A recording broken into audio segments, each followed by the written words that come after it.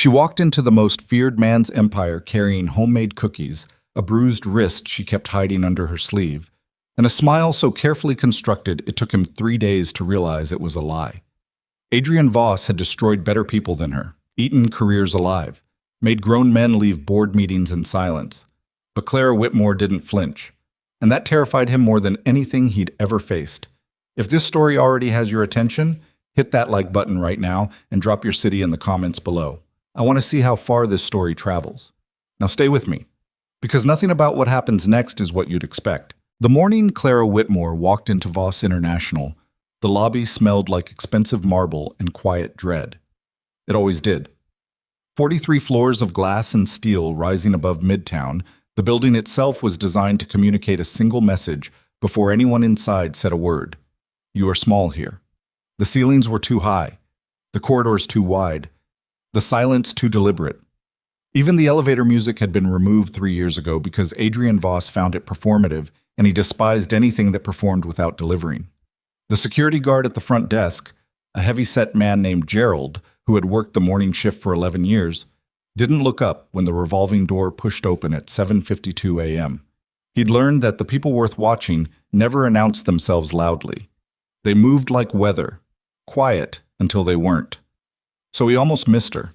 A woman in her late 20s, compact and slightly breathless, pushing through the revolving door sideways because her arms were full. A canvas tote bag hung from her left shoulder. Under her right arm, she'd wedged a manila folder thick enough to suggest either tremendous responsibility or complete inability to organize digitally. In her left hand, she carried a travel coffee mug, the ceramic kind with a chipped rim, not the brushed steel kind everyone in this building preferred. And balanced on top of the folder somehow was a small paper bag, folded at the top and held closed with a strip of blue painter's tape. She nearly lost everything at the threshold. The revolving door caught her tote strap on the exit, yanking her backward just enough that she stumbled, shot out a foot to catch herself, and managed to land squarely without dropping a single item. She stood for exactly 1 second, composed herself, looked at nobody, and walked forward. Gerald finally looked up. She had dark auburn hair pulled back in a low knot that was already losing the battle against the humidity. Her blouse was light blue, slightly wrinkled at the left shoulder where the strap had been. A detail that told him she'd dressed quickly, or in the dark, or both. Her shoes were practical flats scuffed at the right toe. She stopped at his desk, set the paper bag down, pushed it toward him. I made too many, she said. Lemon ricotta. My neighbor said they taste like a pharmacy, but she's wrong. Gerald stared at the bag. She was already pulling her ID badge from inside the tote, a temporary badge, orange border, which meant she was new. Very new. Clara Whitmore, she said. I'm starting today. Executive assistant pool, 38th floor. He checked the system, confirmed, printed her a visitor pass for the day until her permanent badge was processed. Welcome to Voss International, he said, the way people say things they've said 10,000 times. Thanks. She picked up her bag, repositioned her folder, retrieved the coffee mug that had been sitting on the edge of his desk. Then she paused. You should actually try one before someone else takes the bag. The ricotta makes them less sweet. Better that way. Then she walked toward the elevators. Gerald watched her go, looked at the paper bag, looked around to confirm no one was watching, opened it, took one. It was objectively the best thing he'd eaten all week. Keep. On the 38th floor, the executive assistant pool occupied a long, open-plan office space positioned between the main conference suite and the corridor leading to Adrian Voss's private office. 12 desks, 12 chairs, a kitchen alcove with a coffee station that had been recently upgraded to something that cost more than most people's rent. The floor manager was a woman named Patricia Ellison, 51, who wore her silver hair in a precise bun and had the particular stillness of someone who had survived multiple corporate restructurings by becoming indispensable and invisible simultaneously. She met Clara at the elevator with a laminated schedule and the expression of someone perpetually behind. Whitmore. Good. You're the last one. She handed over the schedule without preamble. Read that tonight. Don't skim it. Clara looked at it. It was dense, both sides of the laminate. I'll read it now, Clara said. Patricia's expression didn't change, but something in her posture shifted slightly, the micro-adjustment of someone recalibrating. You're sharing a desk cluster with Renata and Josh until your permanent station is ready. That'll be Thursday.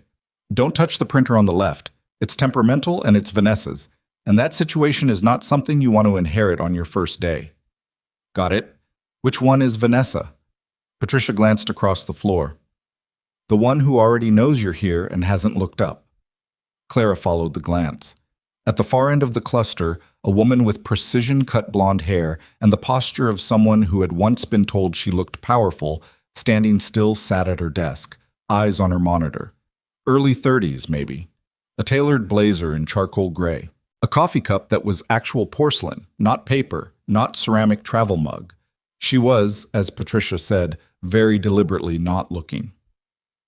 "I'll stay away from the printer," Clara said. "Smart." Patricia turned. "Mr. Voss arrives between 8:15 and 8:30. He doesn't speak to the pool directly unless there's a problem. If he speaks to you directly, that's the problem. His executive assistant is Daniel Marsh. All communications go through Daniel. Are we clear?" "We're clear." "Bathroom is at the end of the hall. Kitchen closes at 6. Don't leave food in the shared fridge past Thursday. It gets thrown out without warning." She paused. "One more thing. People here are professional. Maintain that standard." It wasn't a general comment. The way she said it, eyes briefly dropping to the paper bag Clara was still carrying, made the meaning clear. Clara nodded, said nothing. She went to her temporary desk, set down her things, and got to work. At 8:22 a.m., the elevator opened and the floor changed. It wasn't loud. There was no announcement. But something in the ambient noise of the office shifted. Conversations shortened, postures straightened. The particular hum of 30 people pretending to be more focused than they were. Adrian Voss walked off the elevator alone. He was taller than Clara expected, though she'd done her research before taking the job and had seen photographs. Photographs hadn't translated the particular quality of his presence, the way he moved through a space like the space already belonged to him, not as a performance of confidence, but as a simple statement of fact. Dark suit, white shirt, no tie. He was somewhere in his early 40s, dark-haired with gray at the temples that looked less like aging and more like a calculated detail. Sharp jaw. Expression that gave away absolutely nothing. Daniel Marsh, mid-30s, dark skin, impeccable suit, perpetually carrying a tablet, fell into step beside him immediately, speaking in a low voice, pointing at something on the screen. Adrian glanced at the tablet, nodded once, said something too quiet to hear. Daniel typed something, kept pace. They moved down the corridor toward the private office, and in approximately 15 seconds, the entire interaction was over. The floor exhaled. Clara watched the empty corridor for a moment, then went back to the schedule Patricia had given her. The woman at the far desk, Vanessa, finally looked over. It was a brief look, the kind people deploy like a scalpel, fast, precise, meant to assess and dismiss in a single motion. Clara felt it without seeing it. The slight elevation of Vanessa's chin, the micro-expression that said, "You are temporary." Clara turned a page of the laminated schedule. She already knew how this worked. She'd been temporary in enough places to recognize the exact texture of it. By 10:30, she had made 2 significant errors. The first was a filing mistake. She'd sorted a batch of physical correspondence into the wrong cabinet, a cabinet that, it turned out, contained archived material from a legal matter that was specifically not to be touched by pool staff without authorization. Josh, a 26-year-old with kind eyes and the slightly frantic energy of someone perpetually 3 tasks behind, caught it before anyone senior saw and quietly helped her transfer everything back. "Don't worry about it," he said. "The labeling system is terrible. Patricia knows it's terrible. Nobody says anything because suggesting improvements implies you're criticizing how things were set up. And how things were set up was Vanessa's project." Clara looked at the cabinet, at the label, which was genuinely confusing. "Does that happen a lot? The not saying anything?" Josh considered this. "It's a pretty big part of working here, yeah." The second error was more public. Clara was crossing the floor with a stack of document binders when she misjudged the edge of the supply cart someone had left in the corridor. The kind of object that belongs exactly where it was and had presumably been there for hours and was only invisible to someone moving too fast. She caught it with her hip. The top 3 binders slid off the stack and hit the floor in a paper cascade, pages separating from covers, paper clips detaching. The quiet catastrophe of someone's carefully compiled documentation now occupying 40 square feet of corporate carpet. The floor noticed, the particular silence of people pretending not to watch while watching. Clara crouched immediately, began gathering. "Let me help." Renata started to rise. "I've got it," Clara said, already sorting, already checking page numbers to reassemble the sequence. Her voice was steady. Her movements were efficient. There was no panic in her face, just the focused calm of someone who had learned to clean up her own messes quickly and without drama. She was almost done when she heard it. Vanessa's voice, from across the floor, pitched to Carrie. "Every office has someone, the one who keeps the rest of us on our toes by demonstrating exactly what not to do." A brief performance pause. "Nice to meet this year's edition." A few people looked down at their screens. Someone typed unnecessarily loudly. The specific discomfort of witnesses who have chosen not to witness. Clara finished gathering the papers. Stood. Checked that the binders were reassembled correctly. She looked at Vanessa. Vanessa was already looking at her screen, as if she hadn't said anything at all. Clara picked up the binders and continued to where she was going. She didn't say anything. She didn't look back. She didn't let her face do anything that would cost her anything in this place. But when she rounded the corner and set the binders on the correct shelf and stood alone for exactly 4 seconds with her back to the corridor, she pressed the back of her left wrist against the cool metal of the shelf and held it there. The pressure helped. It always did. She rolled her sleeve back down and went back to work.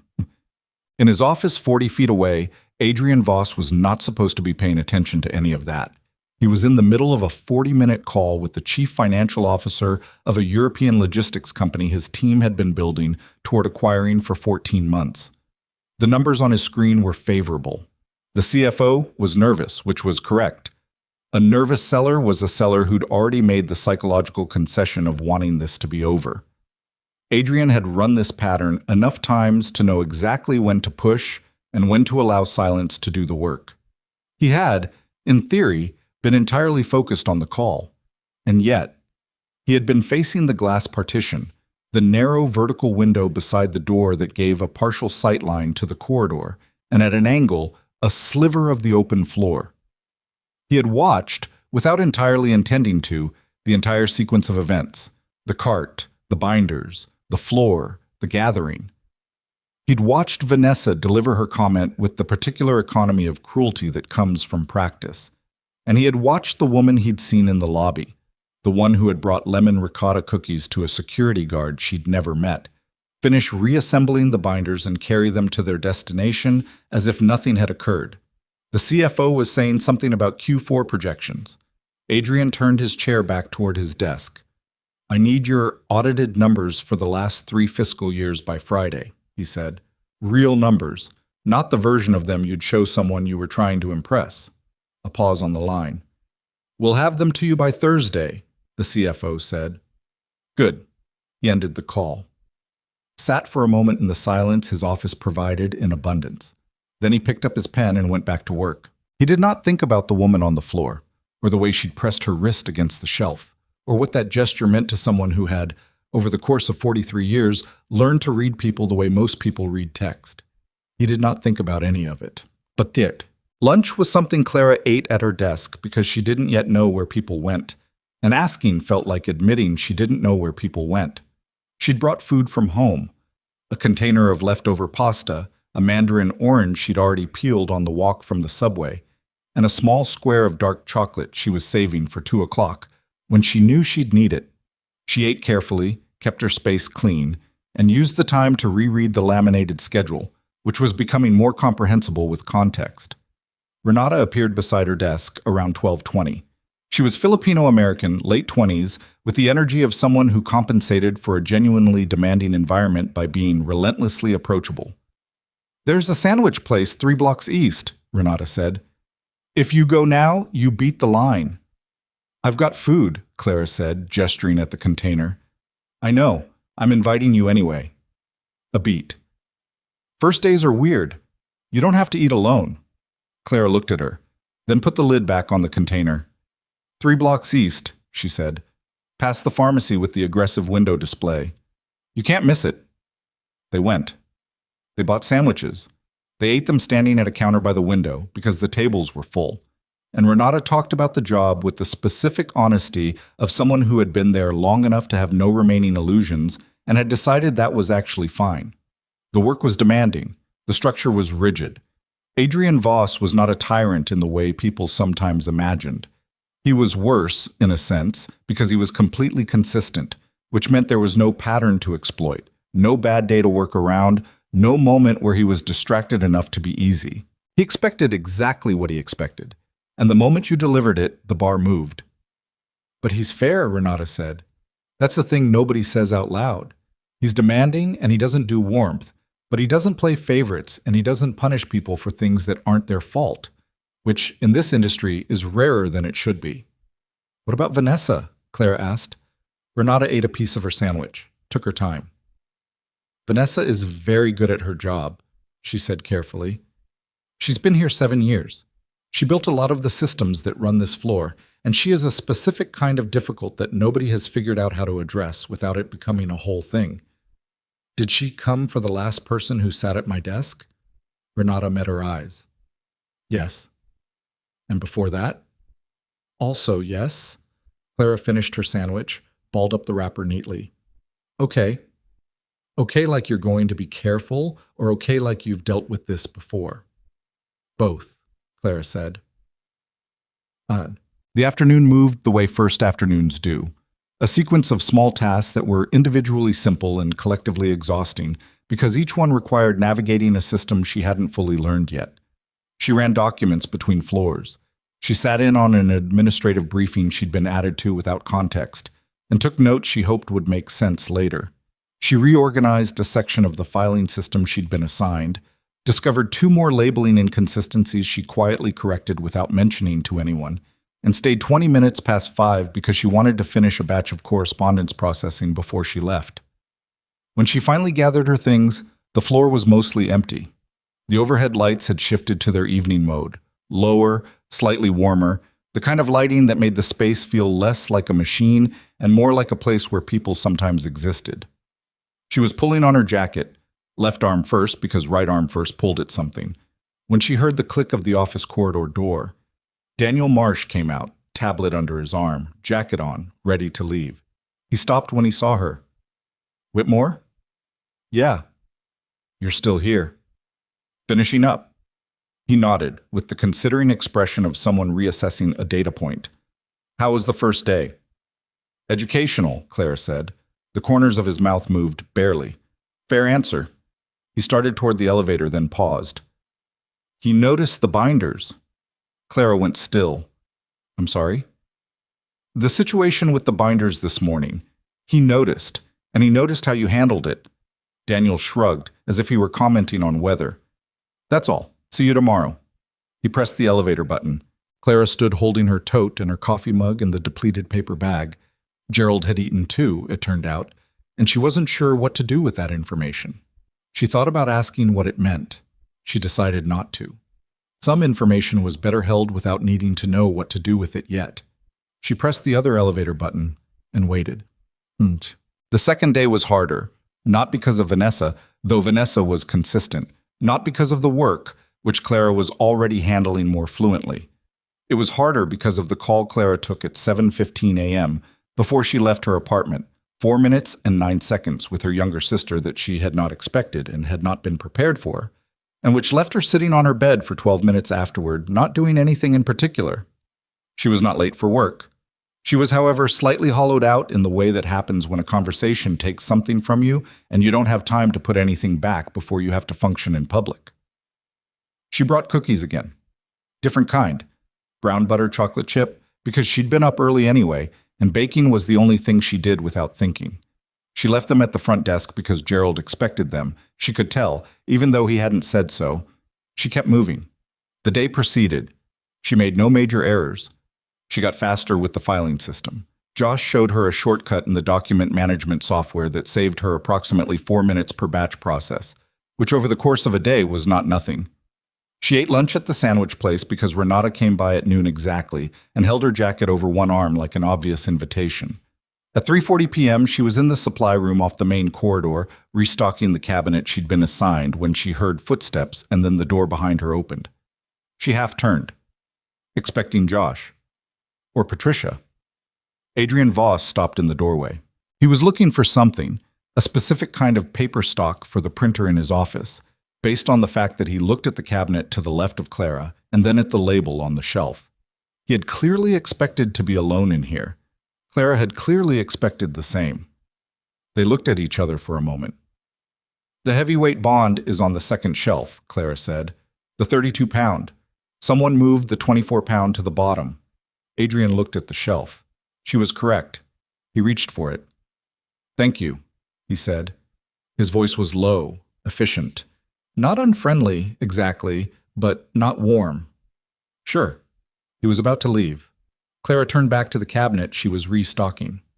"The cookies." He stopped. Clara looked back. "At the front desk. Those are yours?"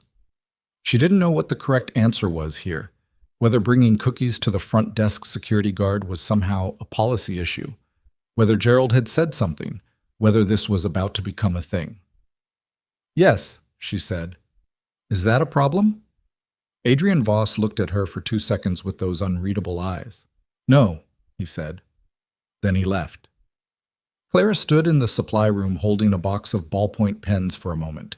Then she put them away and went back to work.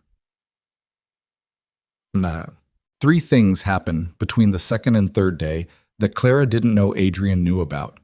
The first, the Vanessa situation had escalated slightly. Vanessa had, twice in the afternoon, submitted correction requests for Clara's work to Patricia that included language implying systemic unreliability rather than individual errors.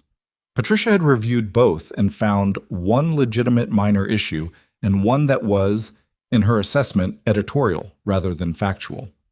She had filed both without comment either way, which was how Patricia handled most things. But Josh had told Renata, who had told nobody out loud, but whose expression when the second request went in communicated everything. The second, Clara had stayed late again. Daniel had been in the building until nearly 8 p.m. for a call, and he had walked through the floor on his way out and seen Clara still at her station, working through a backlog of document processing she'd inherited from the previous assistant in her cluster who had, apparently, left mid-project without completing it. "That's not yours to fix," Daniel had said. "It's assigned to this station," Clara said, "which is mine now." Daniel had looked at the stack. Looked at her, left without saying anything. The third thing was smaller and would have been invisible to anyone not paying attention in exactly the right way. Clara had bumped her right arm against the edge of the kitchen counter. A nothing accident, the kind that happened to everyone in tight spaces.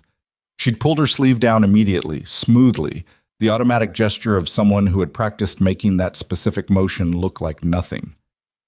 Adrian had been in the kitchen doorway for approximately 3 seconds, getting water from the filtered tap. He'd seen, not the arm, the motion. And Adrian Voss had not built and sustained an empire in one of the most competitive industries in the world without becoming a very precise reader of what people were actually communicating beneath what they said and did. He filled his glass, said nothing, went back to his office.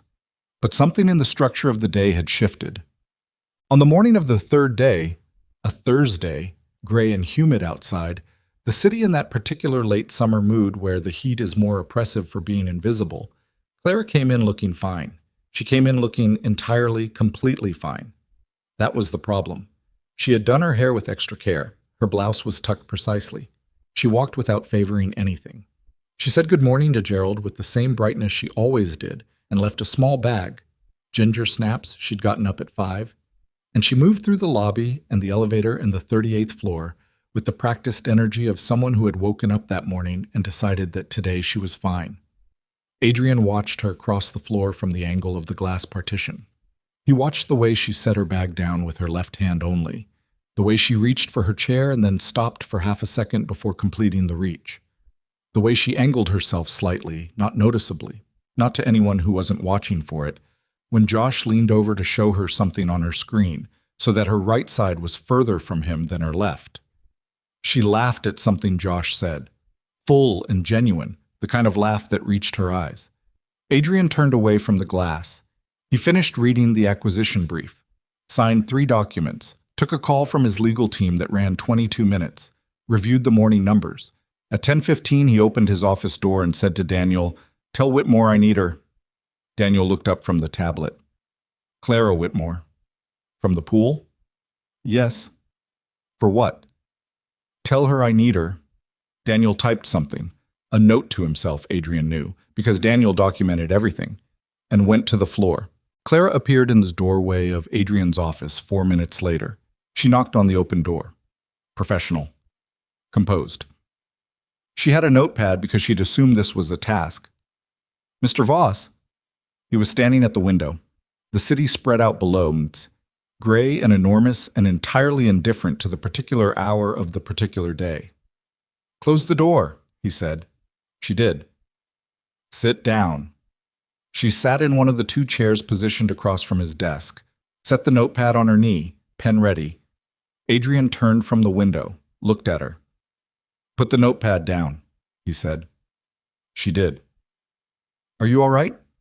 Clara opened her mouth, closed it, and then, because she was sitting across from a man who had made a career out of identifying the precise temperature of a lie, she did the thing she almost never did in professional settings. She took a breath, and she told him she was fine, and Adrian Voss, who had not made it to where he stood by accepting the version of events people wanted him to accept, pulled his chair from behind his desk and sat down across from her. Not behind the desk, not in the positional authority of it, but in the chair beside it, 3 feet from her, at the same level, and said very quietly, "Try again." The silence in his office was different from the silence anywhere else in the building. It was the silence of a room where nothing was performed, where the windows were thick enough to muffle the city entirely, where the only sound was the muted hum of the climate system and 2 people breathing at different rates. Clara looked at the floor. She looked at her hands. And for the first time in longer than she could accurately remember, she was in the presence of someone who was not going to look away. Her jaw tightened. Something moved across her face. Not grief, not fear, but the particular strain of someone holding a weight they have been holding for so long they'd forgotten there was a time before it. She started to speak, and the door to Adrian Voss's private office, which was supposed to be closed, opened without a knock. Vanessa Hale stepped in, tablet in hand, a document on the screen, her expression the default precision of someone who owned whatever room she entered, and stopped when she saw Clara sitting there. Something moved through Vanessa's eyes. Fast. Gone. "I have the Morrison contract revisions," she said, addressing Adrian. "Daniel said you needed them before noon." Adrian did not take his eyes off Clara for a full 3 seconds. Then he turned to Vanessa. "Leave them with Daniel," he said. "I'm in a meeting." Vanessa looked at Clara, at the empty notepad on her knee, at the absence of any visible documentation, any presented material, any identifiable business purpose. "Of course," she said, and left. The door closed again. In the silence that followed, Clara felt the air change, felt the particular shift of a moment that was about to be interrupted again, diluted, swallowed by the ordinary machinery of the building. She stood, picked up her notepad. "I should get back," she said. Her voice was steady. Of course it was. "Clara." She hadn't expected him to use her first name. She stopped. "Sit down." She did not sit down, but she did not leave. She stood in the middle of his office, between the chair and the door, in the particular paralysis of someone who has been offered something they don't know how to take. "I fell," she said. Her voice was flat. "Over the weekend, helping my father with groceries. The steps outside his building are uneven and I was carrying too much and I wasn't paying attention. It's nothing." Adrian looked at her, said nothing. "It's nothing," she said again. And something in the repetition of it, the second time quieter than the first, like a statement becoming a prayer, made it sound exactly like the lie it wasn't. Adrian didn't move. He sat in the chair he'd pulled from behind his desk and he looked at Clara standing in the middle of his office, between the door and the chair, between leaving and staying, and he let the silence be what it was. He didn't fill it, didn't soften it, didn't offer her a polite exit. He waited. Clara's grip tightened on the notepad. Her knuckles went pale for exactly 2 seconds before she noticed and made herself stop. "I don't need anything," she said. I appreciate you asking, but I'm fine, and I have a backlog from the Henderson files, and Patricia's expecting the correspondence batch before 2. Patricia can wait." I don't think she'd agree with that. She doesn't have to agree with it. Clara looked at him, really looked, the way she'd been careful not to since she sat down, the way she was careful not to look at people who she suspected could see more than she wanted to show. He was not looking at her with pity. She would have known what to do with pity. She'd been managing other people's pity for years, deflecting it, redirecting it, making them feel better about having felt it. He was looking at her the way she imagined someone looked at a contract they were reading for the 3rd time because the first 2 readings hadn't added up. "You said you fell on the steps outside your father's building," Adrian said. "Yes." "Carrying groceries?" "Yes." "Which side did you land on?" Clara went still. It was not a complicated question. It had a simple, obvious answer. Any person who had actually fallen the way she'd described would have answered it instantly. Not because the answer mattered, but because the memory would be immediate, tactile, the specific sting of it. She did not answer instantly. In the 3 seconds she didn't answer, Adrian's expression didn't change at all. "My right side," she said. "You've been favoring your right side all morning," he said. "But when you came through the door just now, you turned your left shoulder in first. People who've hurt their right side favor it by protecting it. They don't lead with the opposite side." The air in the room thinned. "I don't know what you're implying," Clara said. Her voice was very even. "I'm not implying anything." He leaned forward slightly, elbows on his knees, and the posture was so unlike what she'd expected.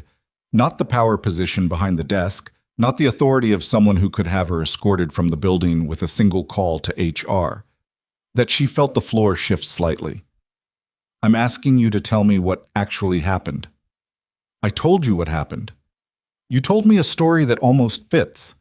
Clara's jaw tightened. A muscle jumped in her temple and she pressed her back teeth together. "I'm an adult. I don't owe you." "You don't owe me anything," he said. "You don't owe me an explanation, and you don't owe me the truth. And if you walk out that door right now, I will not mention this again." He paused. "But I'm going to ask you one more time, and I want you to hear the question before you decide how to answer it." His voice dropped slightly, became quieter without becoming less certain. "Are you safe?" Clara opened her mouth, and something happened in her chest. A pressure that had been there so long she'd stopped identifying it as pressure, and had started identifying it as just the way breathing felt, cracked sideways. Not open, just sideways, just enough. "Yes?" she said. He held her gaze. "Yes," she said again. "I'm safe. What happened this weekend nobody hurt me. My father is sick. He's been sick for a while. He has good days and bad days, and this was a bad day, and I was there, and it was hard, and I wasn't paying attention to the steps on the way back to my car, and I fell. That's the whole story. That's all of it." The silence stretched. Adrian looked at her for a long time. "Your father," he said. "Yes." "What's wrong with him?" Clara exhaled. "Why does that matter?" "It doesn't. I'm asking anyway."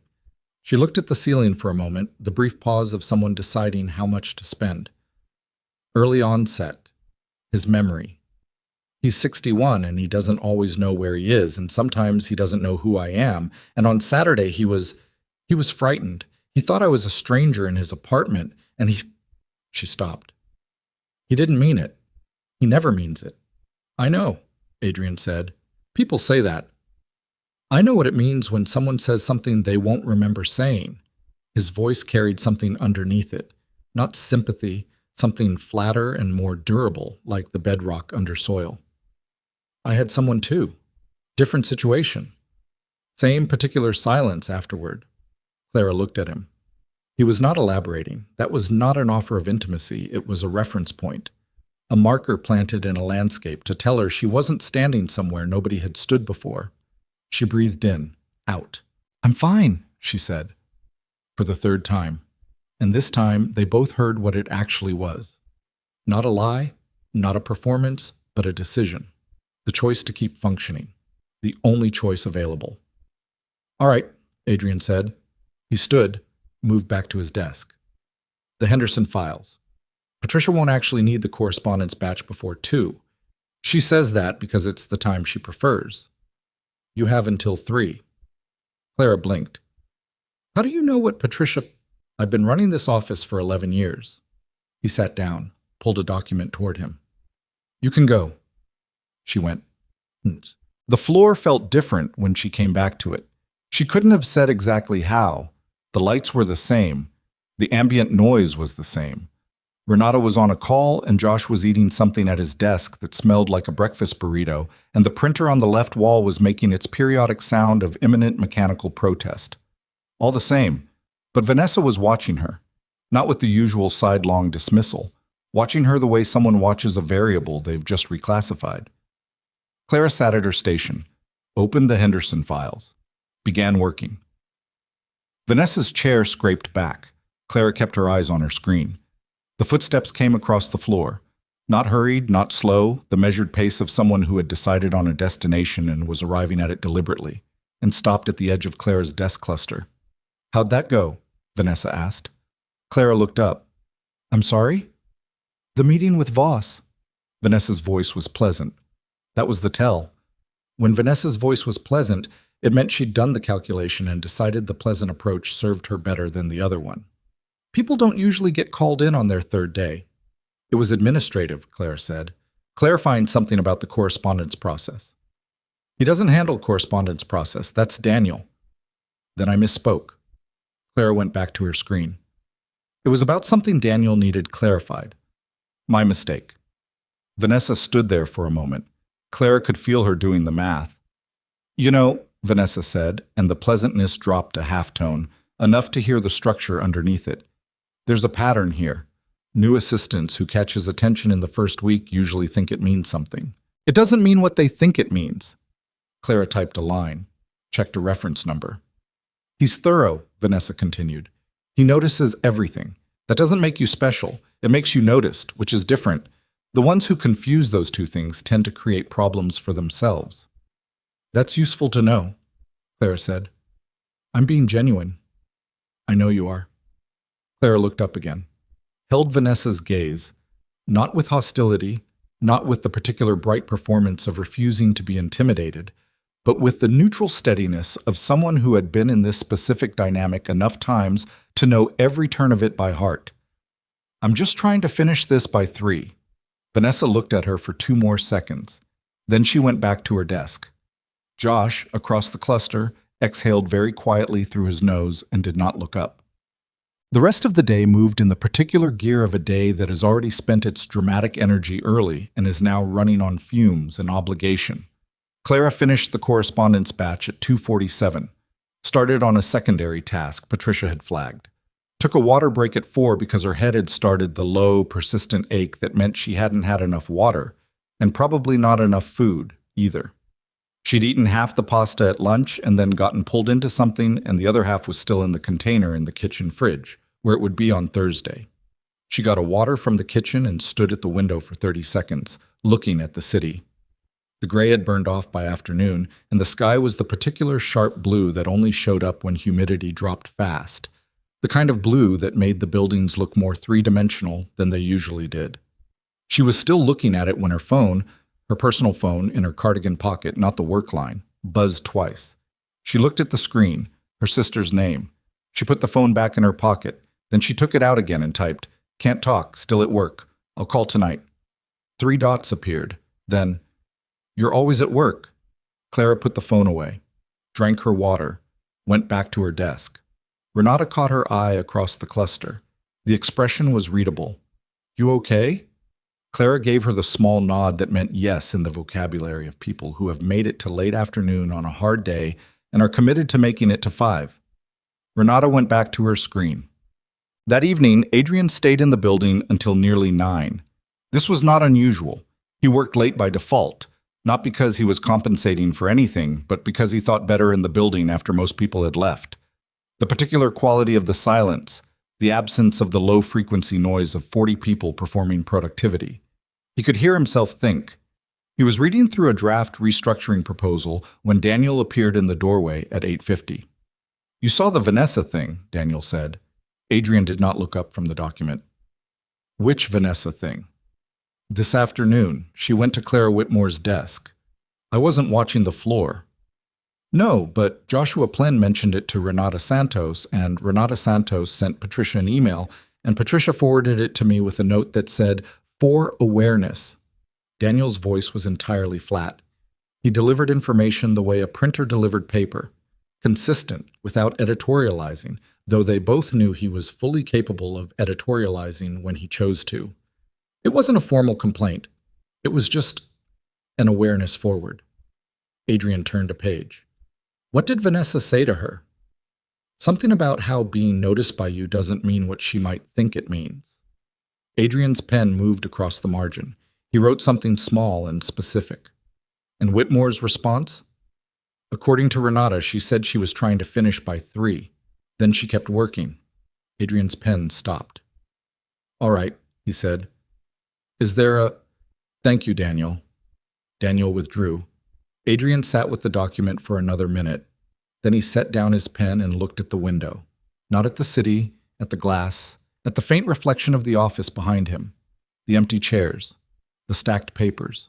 The version of himself that appeared in reflective surfaces at night in this building, which had always struck him as the most accurate version. The one that existed when there was no audience. Clara Whitmore had walked into his office that morning armed with a notepad and a story that almost fit, and she had stood her ground against him with the specific kind of composure that was not confidence, but was something he respected more than confidence: endurance. The ability to keep your footing not because you felt certain, but because you had decided that falling was not an option you could afford. He had met people with money, and people with power, and people with both. He had sat across from adversaries who could end his company and negotiated until they blinked first. He had never found any of it particularly interesting in itself. What he found interesting was what people did when the pressure was real and they had nothing left to perform with. Clara had nothing left to perform with by the time she got to, "My father doesn't always know who I am." And what she'd done was keep talking. He pulled the restructuring proposal back toward him. Read another page. He was not thinking about her. Friday arrived with a low-pressure system that turned the city sullen and wet, and the floor at Voss International hummed with the specific tension of a week ending that hadn't fully resolved its loose threads. Clara arrived 7 minutes early, brought nothing to the front desk because she'd run out of time to bake, and wasn't going to bring something store-bought, which felt to her like a different category of thing entirely. She told Gerald she'd make up for it next week. He said the lemon ricotta was still the best thing that had happened to him since the previous spring, which Clara found both touching and a little worrying. By 9, she was deep in a project she'd been handed that morning, a full audit of the physical filing system for the last 2 years of correspondence, cross-referenced against the digital record, flagging discrepancies. It was the kind of work that required sustained attention and delivered no immediate reward, and was exactly the kind of task that got passed around until it landed on the newest person. She didn't mind it. She was good at finding things that didn't match.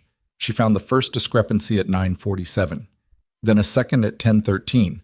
By noon, she'd found 7, and the pattern they formed was not random. She sat back in her chair and looked at what was on her screen and thought about what it meant, and then thought about whether she was reading it correctly, and then cross-checked it twice more, and then sat with the information for a moment the way you sat with something that had just changed the temperature of the room. Someone had been systematically misfiling correspondence. Not every item, not obviously, but selectively. Specific documents from specific senders routed into the archive in ways that would make them difficult to retrieve without knowing exactly what you were looking for. The pattern began approximately 14 months ago. The documents themselves weren't visible to her. She could see the metadata, sender codes, date ranges, filing notations, but the documents were above her clearance level. She stared at the pattern. Then she closed the audit file and opened the task log and made a notation.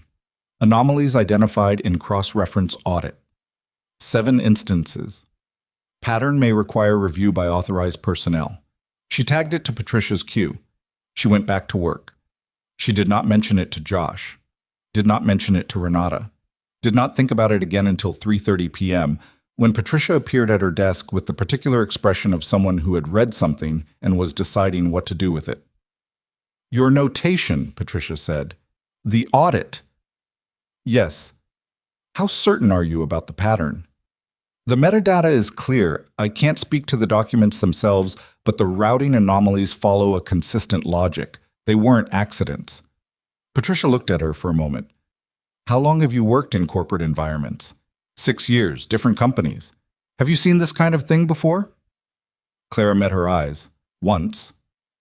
"What happened?" "The person who found it was let go before it became an official matter." She paused. "And then 6 months later, the company folded because the person doing the misfiling was the CFO." Patricia was silent for 3 seconds.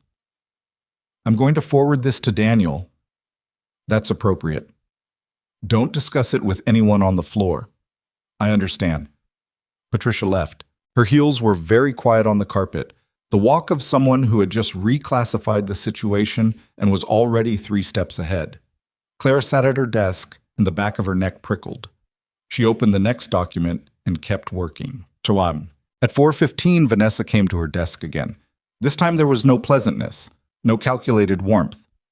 She stood at the edge of the cluster with her tablet and her charcoal jacket, and her expression that had been dialed back to its factory setting, precise, contained, giving nothing. "Patricia asked me about the audit," Vanessa said. Clara looked up. "Okay?" "She asked me about the filing system, specifically about the routing for external correspondence, which is a system I designed." "I know," Clara said, because she did know. Patricia had told her on the first day the labeling system was Vanessa's project. "What exactly did you flag?" "I flagged anomalies for review. The notation is in the task log. Patricia has it." "I'm asking you what you flagged. And I'm telling you where to find it."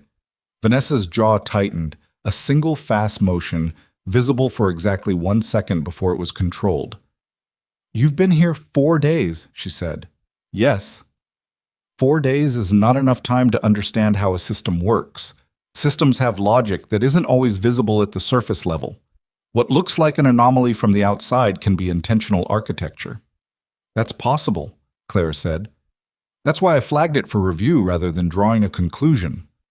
"You drew a conclusion in your notation." "I noted a pattern. A pattern isn't a conclusion." Vanessa looked at her, and the calculation in that look was visible now. Not the usual fast assessment, but something slower and colder, like a reconfiguration, like a threat model being updated. "Be careful," Vanessa said, "about what you think you understand." She left. Clara turned back to her screen. Her hands were steady. Her breathing was steady. Everything about her exterior was exactly as it always was. Composed, functional, quietly competent. But her mind was running the pattern again. The 14 months, the specific categories of documents, the routing logic that wasn't accidental, and the fact that Vanessa Hale had designed the system, and that Vanessa Hale had just confirmed, without meaning to, that she knew exactly which correspondence had been flagged. Clara did not go home at 5. She could have. The task log was updated, the audit notation was in Patricia's hands, and there was nothing left for her to do on the filing project that night. But she found herself lingering, going back through the digital records one more time, not looking for anything new. Just looking. The way you looked at a thing that bothered you, the same way you couldn't stop pressing your tongue against a loose tooth. The floor emptied around her. Renata left at 5:20 with a wave, Josh at 5:40. The overhead lights shifted to their evening mode, and the carpet seemed to absorb the sound of the city outside. At 6:15, she heard the corridor door. She looked up. Adrian was in the doorway of his office section, jacket off, sleeves rolled to the forearm, a document in one hand. He was not looking at her.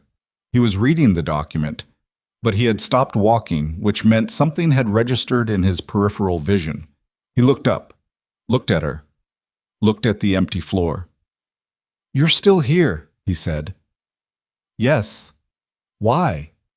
Clara closed her laptop. Thinking. He walked closer. Not to her desk. He stopped a reasonable distance away, at the edge of the cluster where he could see her screen was closed and her things were mostly gathered. About what? She looked at him for a moment. She had not planned to tell him. She had planned to let Patricia and Daniel handle it through whatever appropriate channel existed. It was not her chain of command. It was not her decision. She had been here 4 days, and she had found something that was probably above her pay grade to touch, and she had done the correct professional thing by flagging it and stepping back. But there was something about the way he asked. About what? Not what are you still doing here, or is there a problem with a task? About what were you thinking in the room by yourself after everyone left? I found something in the audit, she said. I flagged it to Patricia. She'll give it to Daniel. You'll hear about it through the right channel. Tell me now. That's not really Clara. She exhaled through her nose. Then she opened the laptop, turned it so he could see the screen, and walked him through the 7 anomalies. The pattern, the date range, 14 months back, the document categories, the routing logic that led to the archive in a specific way. Adrian looked at the screen. His face was doing nothing, but she'd spent 4 days watching him from the middle distance, and she'd learned to read the very slight differences in the nothing his face did. And what it was doing right now was not the nothing of someone processing information. It was the nothing of someone recognizing something. Who else have you told? He said. Patricia.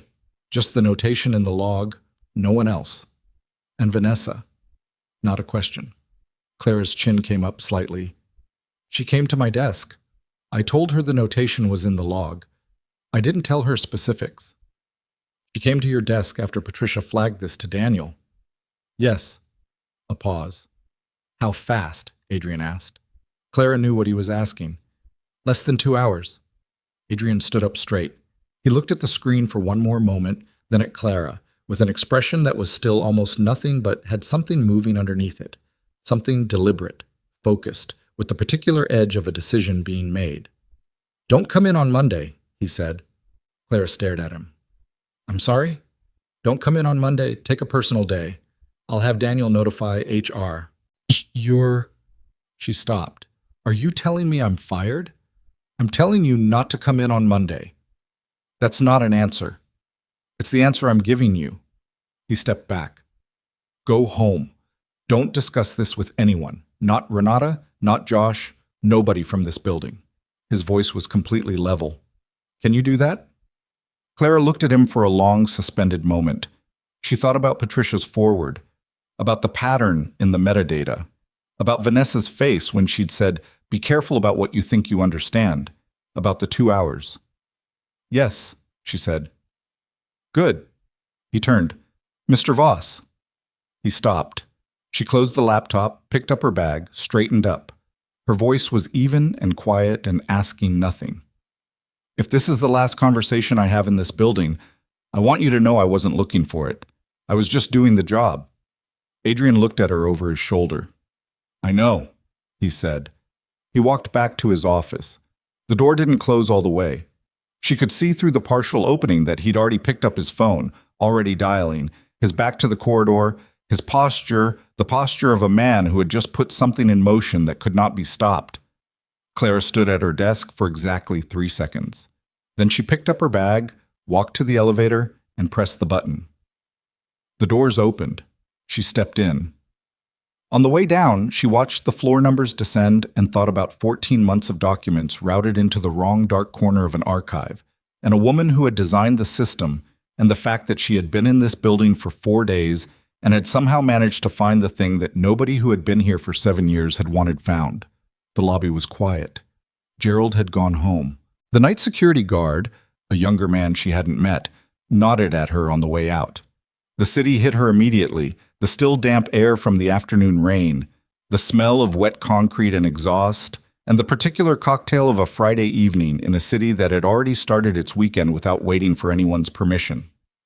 She walked half a block, stopped at a corner, stood with her bag and her laptop case and the specific weight of someone who had walked into a job looking for stability and had apparently found something considerably more complicated. Her phone buzzed. Her sister's name again. This time, she answered. Hey, her sister said. You okay? Clara watched the light change, watched people cross. Watched the city do what it always did, move indifferently in every direction at once. I genuinely don't know, she said. A pause. Then her sister, softer. What happened? Clara started walking. I'll tell you when I figure it out, she said. But I think Monday is going to be very different from Friday. Monday did not come the way Clara expected. She had spent the weekend in the particular limbo of someone who has been told to wait without being told what they're waiting for. She cleaned her apartment on Saturday with the focused energy of someone who needed their hands occupied. She visited her father on Sunday. A good day, one of the better ones, where he knew her name and asked about her new job and seemed genuinely interested in the answer, and she sat with him for 3 hours and tried not to think about filing metadata or 14-month patterns or the sound of Adrian Voss's voice saying, "Don't come in on Monday." She thought about all of it anyway. Sunday night she slept badly. Not because she was afraid exactly, but because she was in the position she hated most. The position of having done something correct and not knowing what it had cost her. At 7:48 Monday morning, Daniel called. "Come in," he said. "Use the parking entrance on 44th. Ask for me directly at the security desk. Don't go through the main lobby." Clara sat up. "What's happening?" "I'll explain when you're here." "Daniel," a pause. "Just come in. You're not in trouble." She got dressed faster than usual, skipped the baking, took a cab instead of the subway, because the subway required standing still for too long, and she couldn't do that this morning. The parking entrance on 44th was a different world from the marble lobby. Utilitarian, concrete, the kind of access point that existed for deliveries and people who needed to move through the building without being seen. A security guard she didn't recognize checked her ID against a list on a tablet, made a call, and waved her through. Daniel met her at the elevator. He looked like he had not slept. His suit was right, but his eyes were the eyes of someone running on the wrong kind of fuel. "Thank you for coming," he said. "You didn't give me much choice." "No." He pressed the elevator button. Not 38, higher. "We're going to 41. The executive floor. She'd never been above 39. "Tell me what's happening," she said. The elevator doors closed. Daniel looked at the numbers ascending. "On Friday evening, after you left, Mr. Voss made some calls. The pattern you found in the audit. He'd seen a version of it before. Not the same documents, but the same logic." He paused. "He had the IT security team run a full trace over the weekend. Not just the metadata you found, the actual documents." "And?" Daniel looked at her. 14 months ago, Voss International began preliminary negotiations for an acquisition, a mid-sized logistics company called Harman Group. The process was internal. Small team, no external disclosure, confidential. Clara waited. 7 of those documents, the ones routed into archive through the anomaly you flagged, were internal communications from that negotiation, specifically the ones containing the valuation framework and the acquisition ceiling. The elevator stopped at 41. "Someone fed that information outside the company," Daniel said. "Harman Group's primary competitor made a counter-acquisition move 4 months into our process. We lost the deal. At the time, we thought it was coincidence. Market timing. We ran an internal review, found nothing, moved on." He stepped out of the elevator.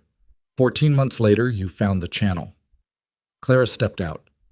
The 41st floor was nothing like the 38th. Quieter, more deliberate in its design, the air itself seeming different, as if even the climate control operated at a higher standard. "Vanessa," Clara said. Daniel stopped walking, turned to face her. "That's what we're here to establish," he said carefully. "Mr. Voss wants to hear from you directly, not..." The conference room on 41 was not the kind of room that had been designed for comfort. It was designed for clarity. A long table, good light, no excess furniture, the kind of space that stripped conversations down to their actual content by removing everything decorative. Adrian was already there. So was a woman Clara didn't know. Late 40s, gray suit, the contained energy of someone from legal or compliance, carrying a leather portfolio that was thicker than it should have been for a Monday morning meeting. A man Clara also didn't know sat across from the woman. He was younger, 30s, with the particular stillness of someone who listened professionally. Adrian stood when Clara came in, not a courtesy gesture, more like the movement of someone who had been waiting and was ready to begin. "Sit down," he said. "This is Ellen Marsh, no relation to Daniel. She's our general counsel, and this is Connor Webb from our security team." Clara sat. Daniel sat beside her, which she registered as deliberate. "We're going to tell you what we found," Adrian said, "and then I need you to walk us through what you saw in the audit. Exactly what you saw, in sequence." "All right. Before you do." He leaned forward slightly. "I need to ask you something, and I need you to answer it directly." "Okay." "Did anyone approach you before Friday, before you took the job here? Anyone who expressed particular interest in Voss International's internal processes, filing systems, or document management?" The question landed, and Clara felt the floor tilt slightly, the specific vertigo of a question that recontextualizes the days preceding it. "No," she said. "Did anyone at your previous employer, Callaway Partners, mention Voss International's acquisition activity?" She went very still. "How do you know I was at Callaway Partners?" "We ran your employment history on Friday night." Ellen Marsh's voice was neutral. "Standard procedure in a security review." "Callaway Partners," Clara said slowly. "Went under 8 months ago. I was there for 2 years. I left 6 weeks before they closed." "We know," Connor Webb said. "Do you know why they closed?" "I was told it was liquidity issues." "It was," Adrian said. "Specifically related to a failed acquisition play they made against a company that had already received a preemptive counteroffer from a competing bidder." He paused. "The company they tried to acquire was Harmon Group." The room was very quiet. Clara looked at him. Her mind was running the timeline. Callaway Partners, Harmon Group, the counter-acquisition move, 14 months ago. "You think I was placed here?" she said. Her voice was flat. Not defensive, just processing, saying the shape of the thing out loud to see if it held. "We think it's a possibility we have to eliminate," Ellen said. "Who placed me?" "Someone at Callaway?" "They're gone." "The people who ran Callaway aren't gone," Connor said. "The company is. The principals restructured under a different entity." Clara put her hands flat on the table. She could feel her pulse in her fingertips. "Let me understand what you're saying. You found evidence that someone inside this company leaked acquisition data. That data ended up benefiting a competing bidder against Harmon Group.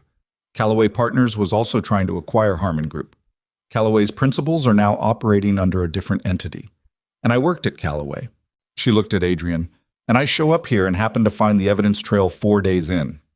"That's the sequence," Adrian said.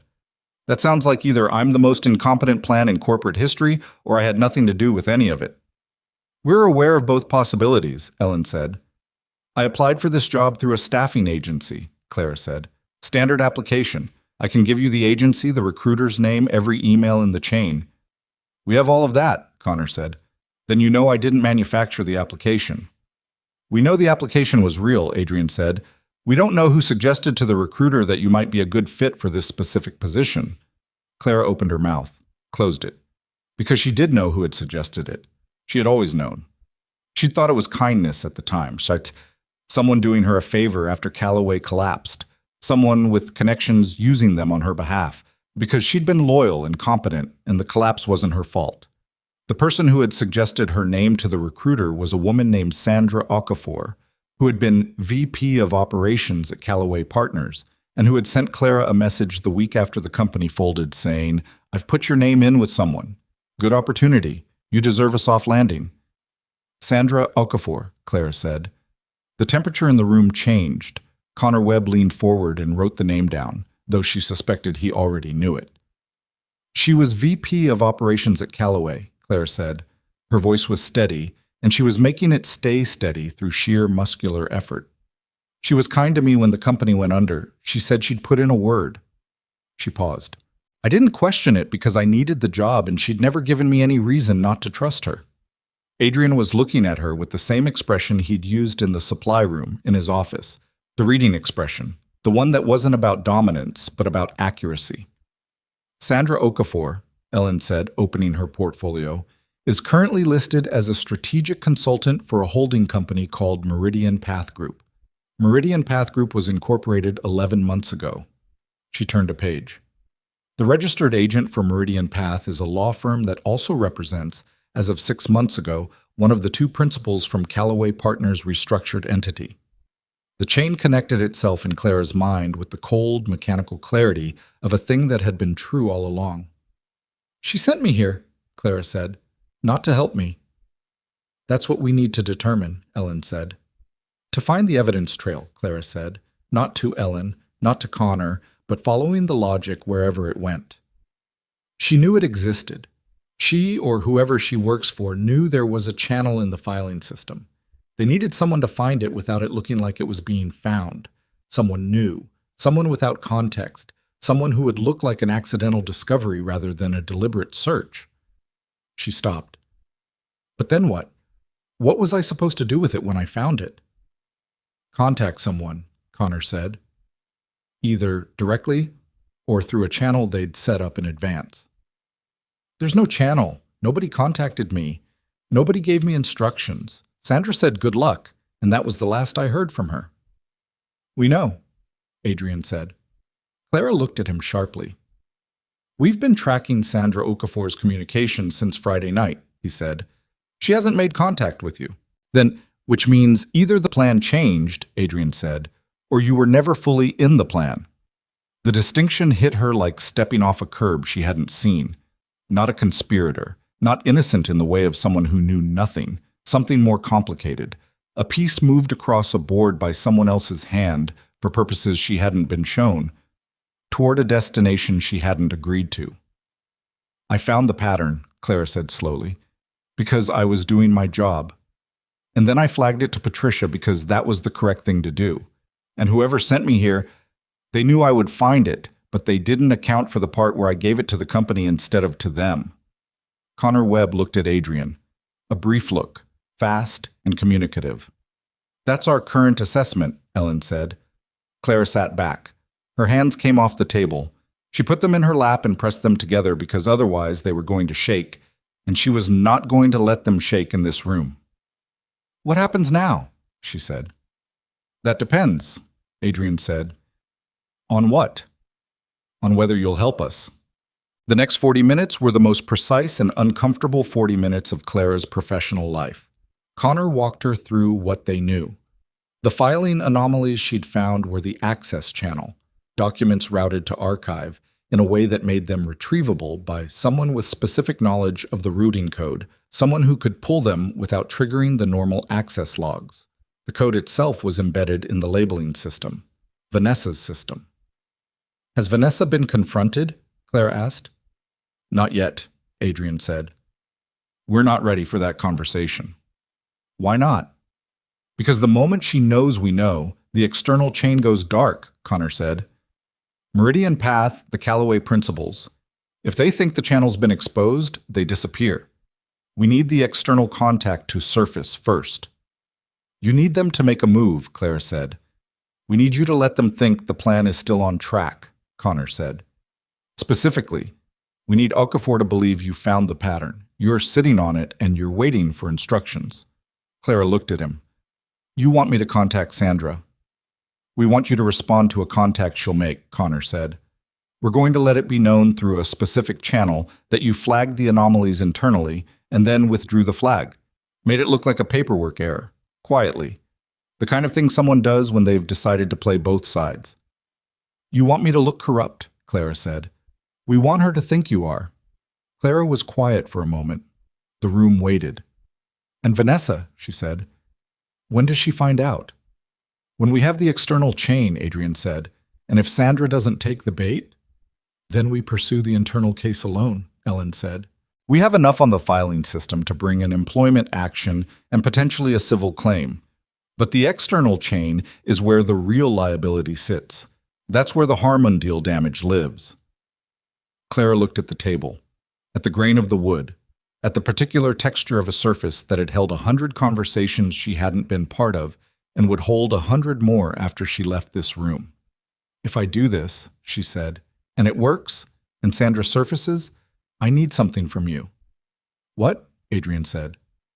"I need to know that my employment here doesn't end the moment this is resolved. I'm not a plant. I'm not an asset. I'm a person who needed a job and got handed a complicated one without knowing it. I want what I came here for. A real position, real work." She paused. "Not out of gratitude, because I'm good at the work. You've seen 4 days of it, and you know that's true." The room was very quiet. Adrian looked at her for a long moment with the expression that she'd been learning to read all week.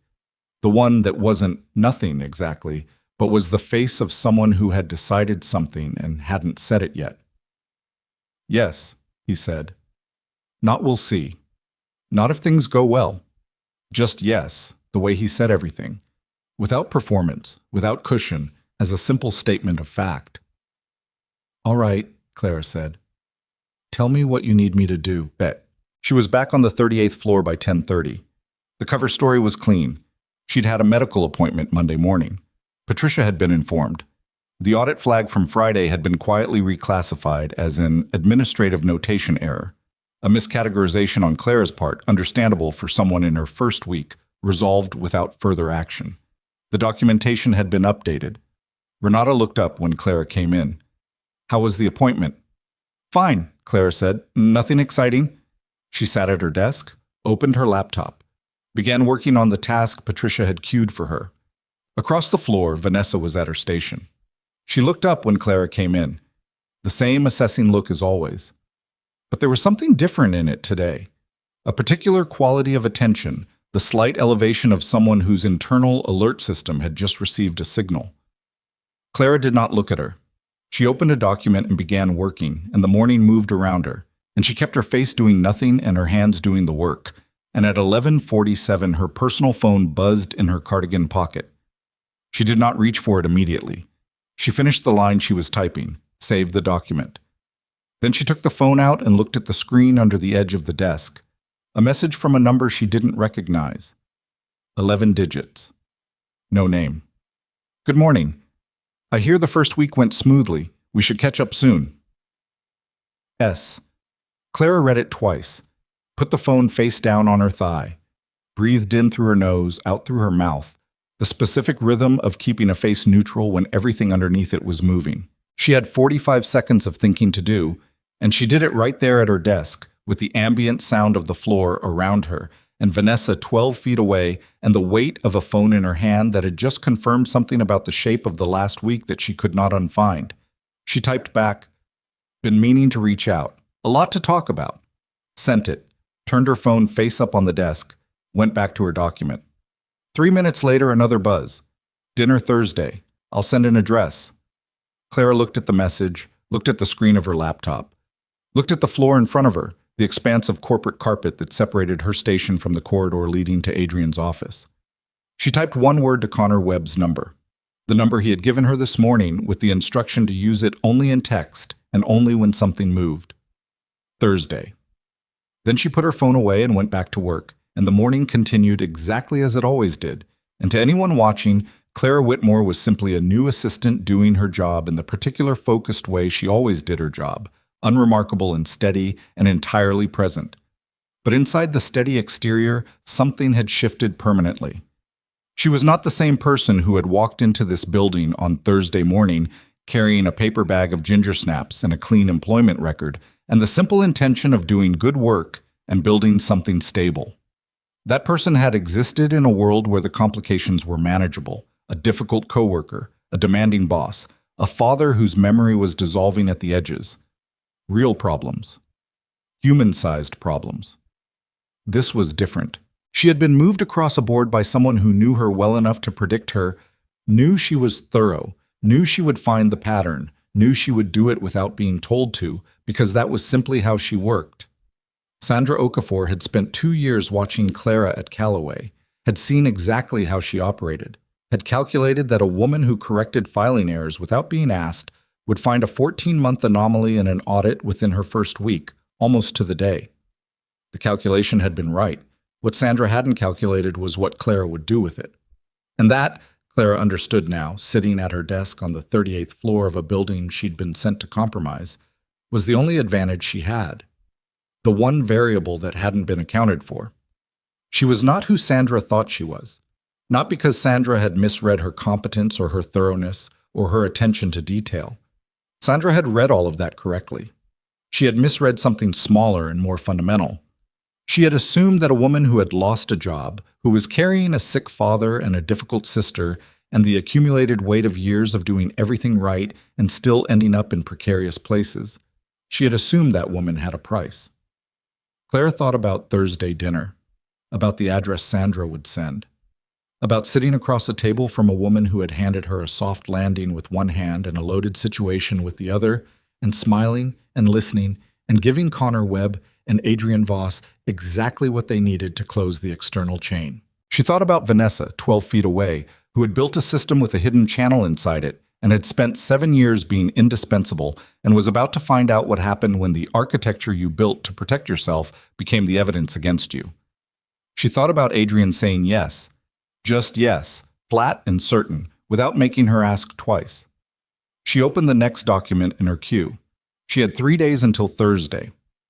3 days to be exactly what she had always been: competent, steady, unremarkable, present. 3 days to become, for the first time in her life, someone willing to use all of that as a weapon. The floor hummed around her. The printer on the left wall made its periodic sound of protest. Somewhere across the cluster, Vanessa turned a page. Clara typed the first line of the document and did not look up. Tuesday and Wednesday passed the way the days before a storm passed. Deceptively ordinary on the surface, with everything underneath moving fast and in one direction. Clara worked. She did her job with the same focused consistency she'd brought to every day since the first one, and if anything, she worked slightly better now, slightly cleaner, because the part of her brain that had previously been occupied with navigating the newness of the environment had been replaced by something sharper and more directed. She knew what she was doing here now. The clarity was cold, but it was useful. Connor Webb contacted her once on Tuesday, a text that said only, "Address confirmed for Thursday. Team will be in position. Wear something with a front pocket." She understood what the front pocket was for. She bought a cardigan on her lunch break. Dark green, structured, with a chest pocket deep enough to hold a device the size of a USB drive. She didn't ask what the device did specifically. She understood the general principle. Vanessa watched her. That was the constant of those 2 days. The particular quality of Vanessa's attention, which had shifted since Monday from the practiced dismissal of someone establishing hierarchy to something more specific and less comfortable. It was the attention of someone doing math they couldn't quite complete. Clara had been flagged, unflagged, reclassified as an error. The threat had apparently passed. And yet, Vanessa was too smart to fully believe it. Clara could see her not fully believing it, could see it in the 2-second pauses before Vanessa looked away, in the slightly longer route she took across the floor that happened to pass Clara's desk cluster, in the way she'd twice positioned herself near the kitchen when Clara was in there, making conversation that wasn't quite conversation, more like calibration, testing the temperature. Clara gave her nothing, was warm and slightly distracted and competent and forgettable, which was the most useful thing she knew how to be. Wednesday evening, she visited her father. It was a bad day. Not the worst kind. He knew her, held on to her name, called her Clara 3 times in the first 10 minutes, like he was practicing keeping it. But his hands shook more than last week, and he'd gotten confused about the time twice, and when she hugged him goodbye, he held on longer than usual. The grip of someone who understood somewhere underneath the confusion that things were not entirely stable. She sat in her car outside his building for 11 minutes before she started the engine. Then she drove home, set out the dark green cardigan for morning, and slept better than she expected to. Thursday arrived gray and cold, the first real cold of the season, the kind that reminded the city that the warmth it had been enjoying was borrowed. The workday was almost surreal in its normalcy.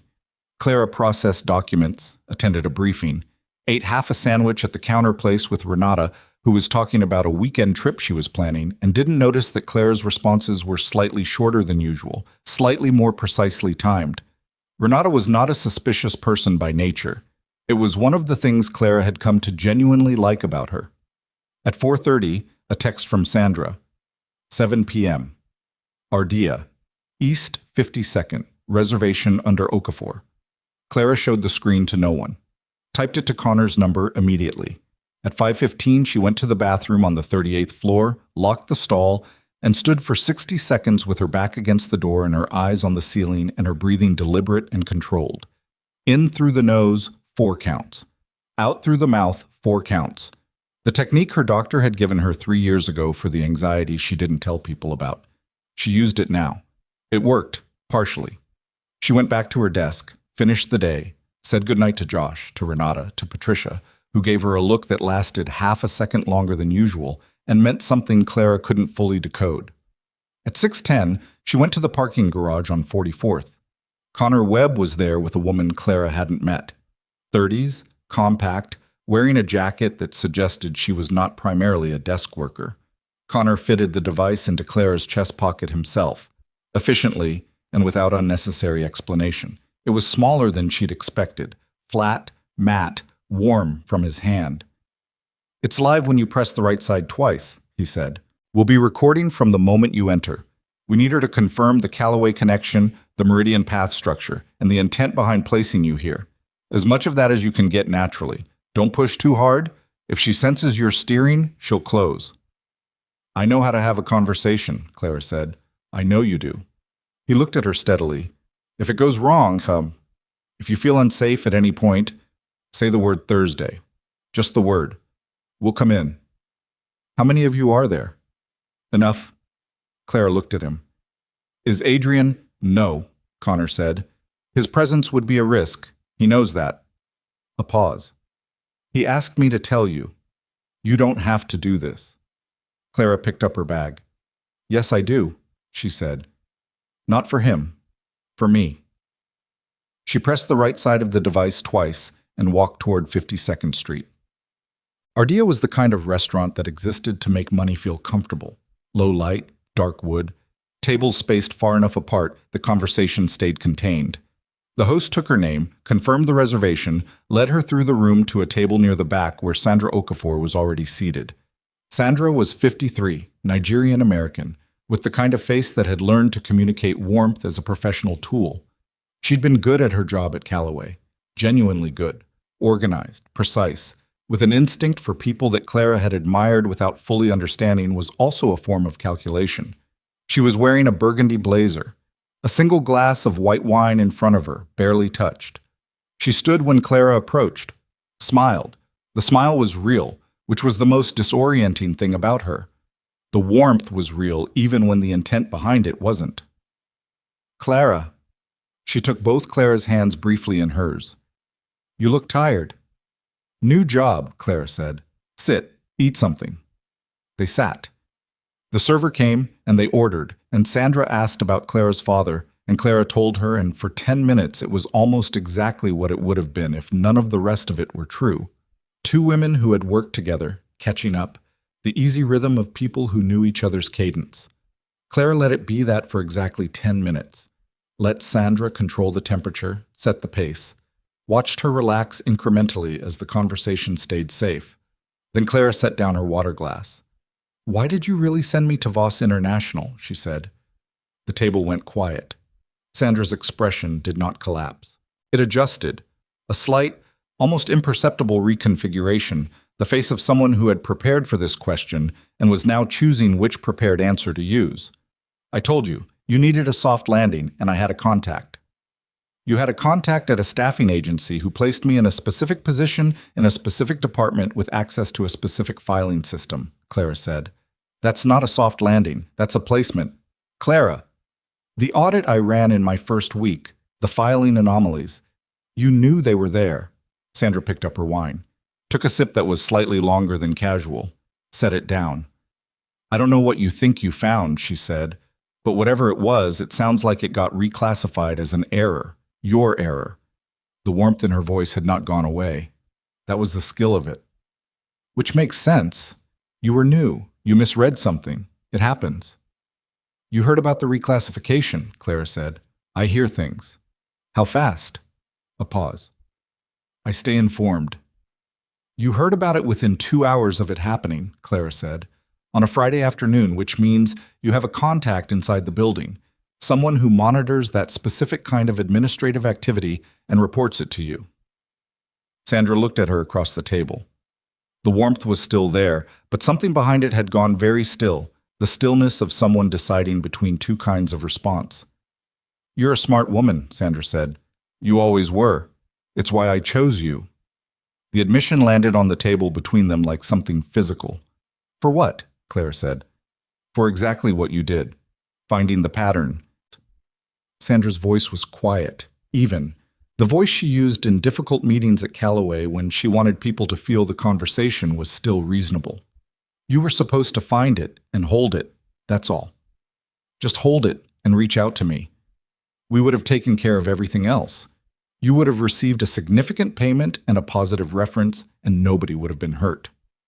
"Someone would have been hurt," Clara said. "Voss International, the deal they lost, the people who worked on it." "A corporation," Sandra said, "not a person." "Adrian Voss is a person." Something moved across Sandra's face. Not guilt, not quite, but the recognition of a variable that had shifted. She looked at Clara with new attention, the kind of attention that was rerunning a prior calculation. "What did you do?" Sandra said quietly. "I gave the audit to the company." The silence lasted 4 seconds. "Clara," Sandra's voice dropped. The warmth was gone now. Not replaced by hostility, replaced by something more direct. The voice of someone speaking without the layer of performance. "Do you understand what you've walked into? The people I work with, This isn't a staffing dispute. The principals from Callaway lost significant money when the Harmon deal fell through because of information that was supposed to move and didn't move correctly. They've been restructuring that loss for 14 months. Voss International is not the victim in this situation. They operate in markets that destroy smaller players routinely and call it competition. We were simply, You were stealing," Clara said.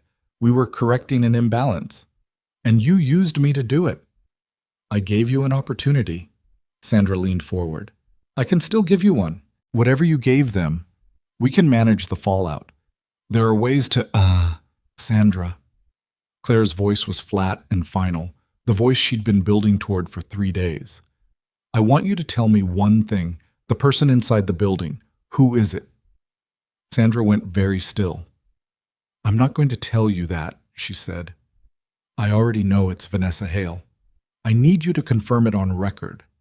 The word record hit Sandra the way Clara had intended it to, like a change in air pressure, the sensation of a room that has just become a different kind of room.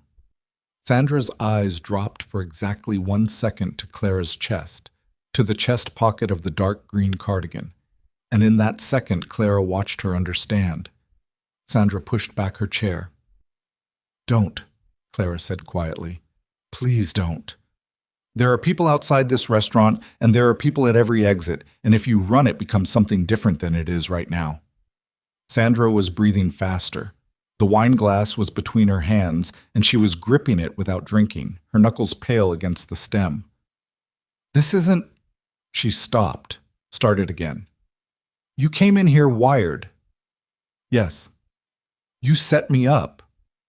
"You set me up first," Clara said. "I just redirected it." The table between them felt enormous. Sandra looked at Clara with an expression that cycled through several things in quick succession: fury, calculation, something that might have been a form of respect, and then the look of someone who has run the available options and found them insufficient. "Vanessa Hale," Sandra said, her voice barely above the ambient sound of the restaurant. "Yes. She built the channel. She approached us. Not the other way around. She'd been holding the information for 8 months before she found a buyer. Why?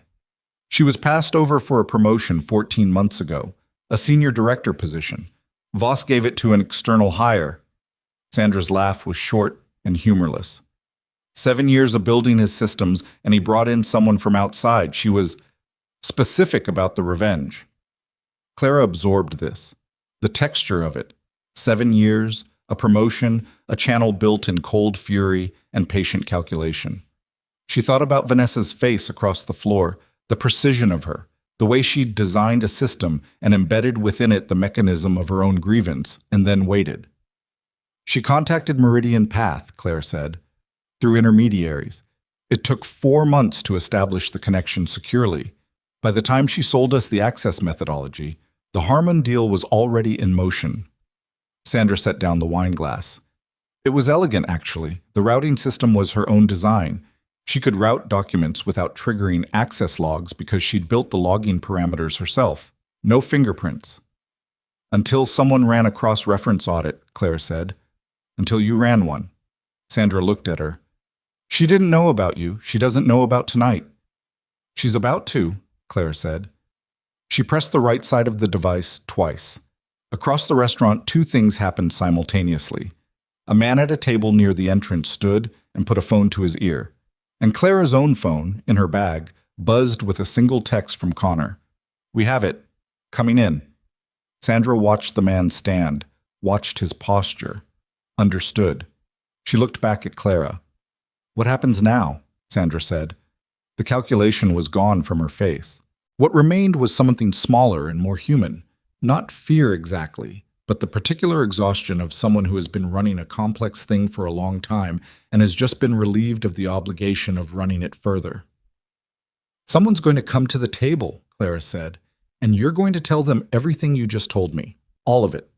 And then I'm going to go back to the building I work in, and Vanessa Hale is going to find out tonight that her channel has been closed, and tomorrow morning I'm going to process whatever Patricia cues for me because that's my job. That's all you want? Sandra said. After everything, that's all I came for, Clara said. The man from the entrance arrived at the table. Connor was 2 steps behind him. Another figure moved through the restaurant from the back. The compact woman from the parking garage. The exits covered, the table enclosed, the net closed without drama, without raised voices, in the low light of an expensive restaurant on a cold Thursday evening. Connor looked at Clara. One look, brief and communicative. She nodded. She picked up her bag. She stood. She buttoned the dark green cardigan over the device that had just recorded the confirmation of everything Adrian and Ellen and Connor had needed. And she walked toward the exit while behind her Connor sat down across from Sandra and said, in the particular calm voice of someone who had done this before, Ms. Okafor, let's start from the beginning. The cold air outside hit Clara's face, and she stood on the sidewalk for a moment, just a moment, with her eyes closed and the city moving around her in every direction. Her phone buzzed. Adrian. Not a call. A text which surprised her. She hadn't known he texted. 3 words. Are you all right? Not a question mark. The way he said things that weren't questions but were. She stood on East 52nd Street in the first real cold of the season and typed back, yes, it's done. Sandra confirmed Vanessa. The 3 dots appeared, disappeared, appeared again. Then, come back to the building. Clara looked at the message, at the street, at the cab moving slowly through the block ahead. She typed, now? It's 8 o'clock. The response came back in under 10 seconds. I know what time it is. Clara exhaled. Something in her chest, the pressure that had been there since Monday morning, since the parking garage on 44th, since the supply room on her second day, since the moment she'd pressed her wrist against the cold metal of the shelf and made herself keep moving, shifted. Not gone. Shifted. Into something that had more room in it. She raised her hand for the cab. The building at 8 p.m. on a Thursday was a different animal from the building during the day. The lobby lights were lower. Gerald's replacement at the desk was the young night guard, who nodded at her with recognition now. She'd learned his name was Marco, that he was working nights to finish a degree, that he had a daughter who was 2. She signed in, took the elevator to 38. The floor was empty. She walked to the corridor. The door to Adrian's office section was open. He was at his desk, jacket off, sleeves rolled, the same configuration she'd seen through the glass partition at various hours of various days this week. He looked up when she appeared in the doorway. His face did what it always did. Almost nothing. But she'd been reading the gradient of that almost nothing for a week now, and she could see the particular version of it that meant relief, though he would not have called it that. Sit down, he said. She sat. Connor called, he said. Sandra is cooperating, full statement. The meridian path structure, the Callaway principles, the access methodology. He paused. Vanessa. Has she been... Security contacted her 20 minutes ago. She's been asked to come in tomorrow morning. He looked at Clara steadily. She knows. Clara thought about Vanessa at her desk. The charcoal blazer, the precision of her. 7 years of building a system and then, when the system didn't deliver what she needed, building something else inside it. She did it because of the promotion, Clara said. I know. His voice was flat. Not defensive, not guilty, just the flatness of someone receiving information they already had and had already processed. Did you know she wanted it, the director position? She was a strong candidate. The external hire had a specific background we needed at the time. He looked at his desk. I should have handled the conversation differently. What I did was inform her of the decision. What I didn't do was... He stopped. Talk to her, Clara said. Yes. The office was very quiet. Outside the windows, the city was doing its nighttime version of itself. The particular light of a city that never entirely stopped, that ran all night on a lower register. She still made the choice she made, Clara said. You didn't make it for her. No, he said, but I contributed to the conditions. He looked at her. That's something I've been reconsidering this week. The conditions I create. A pause. You've been remarkably composed through all of this. I've been terrified through all of this, Clara said. I'm just good at not showing it. I know, he said. I know the difference.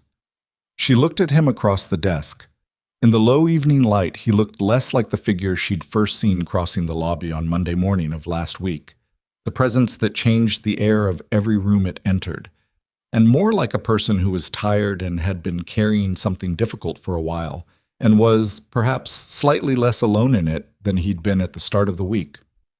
My father, she said. I told you about my father. Yes. I've been doing that alone for 2 years. The appointments, the bad days, the paperwork. My sister helps when she can, but she's in Philadelphia and it's... She stopped. I don't know why I'm telling you this. Because the week has been long, he said simply. Yes. And because you're sitting in my office at 8 p.m., having just spent an hour recording a confession in a restaurant on 52nd Street, and some of the things that hold people together in normal circumstances are not currently available to you. Clara looked at her hands. That's an accurate description. Is your father safe? Tonight? He has evening care, yes. Good.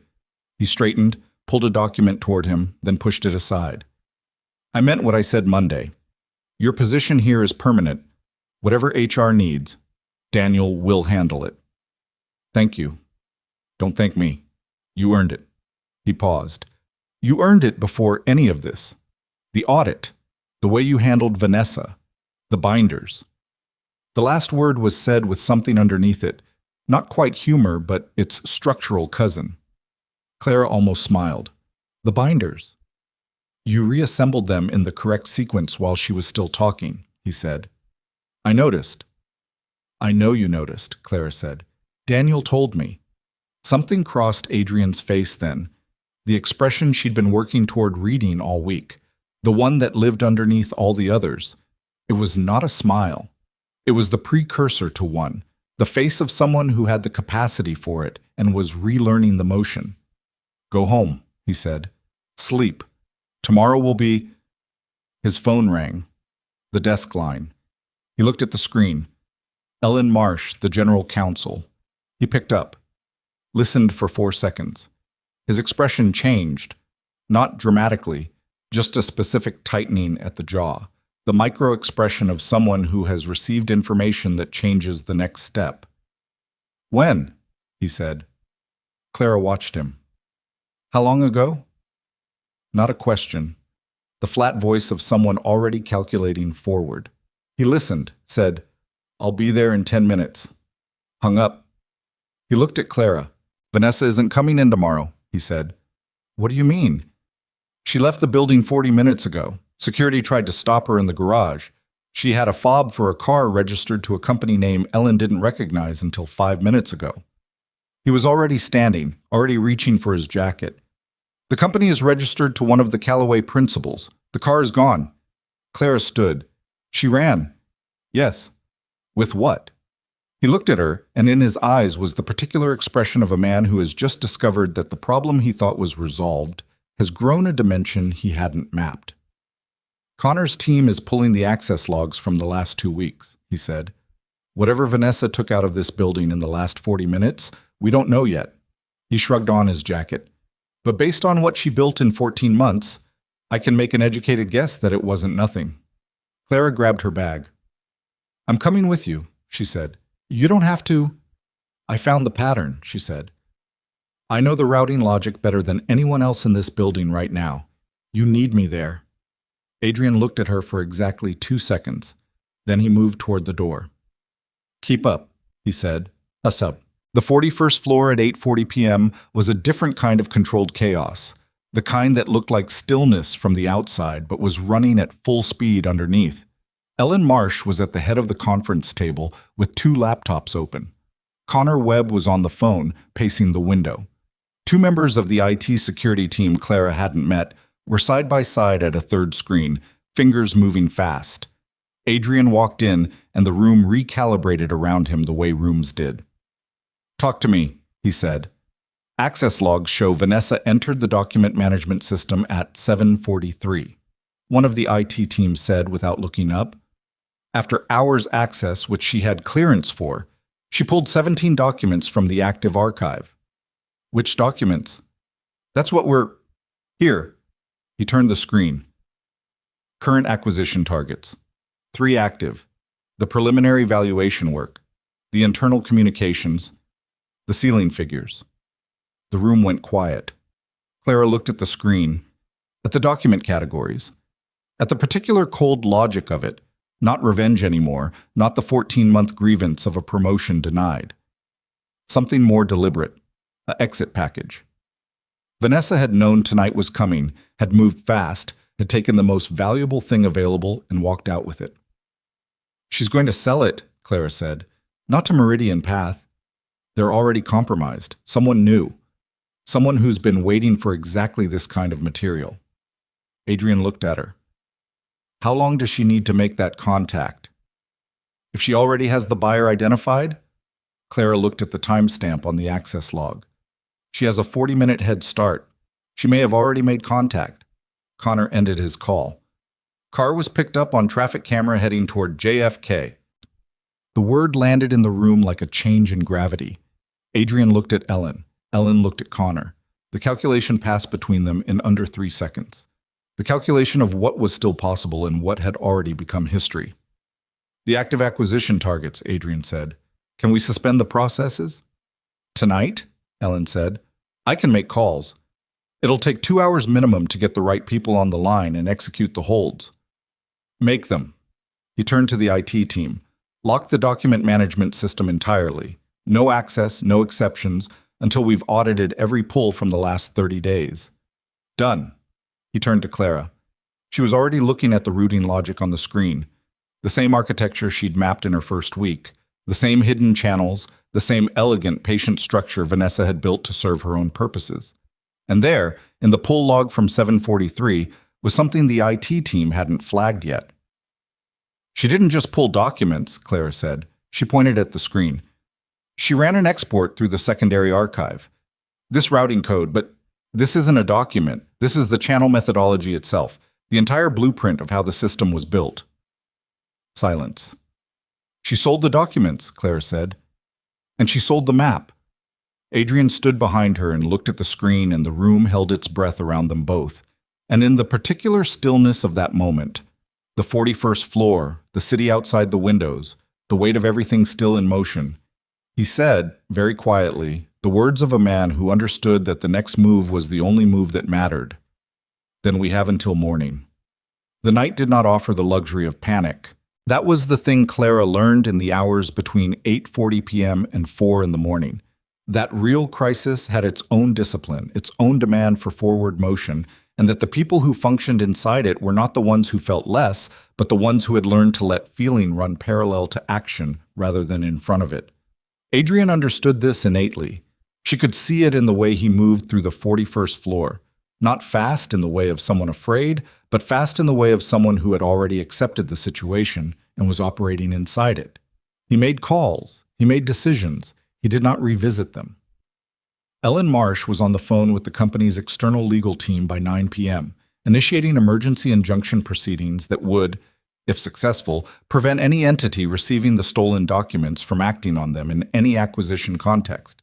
It was a partial protection.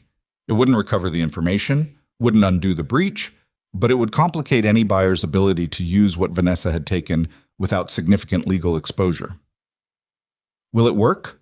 Clara asked Connor quietly, while Adrian was on the other side of the room. "The injunction? Maybe. Depends on who the buyer is and what jurisdiction they're operating in." Connor was honest about it, which she appreciated.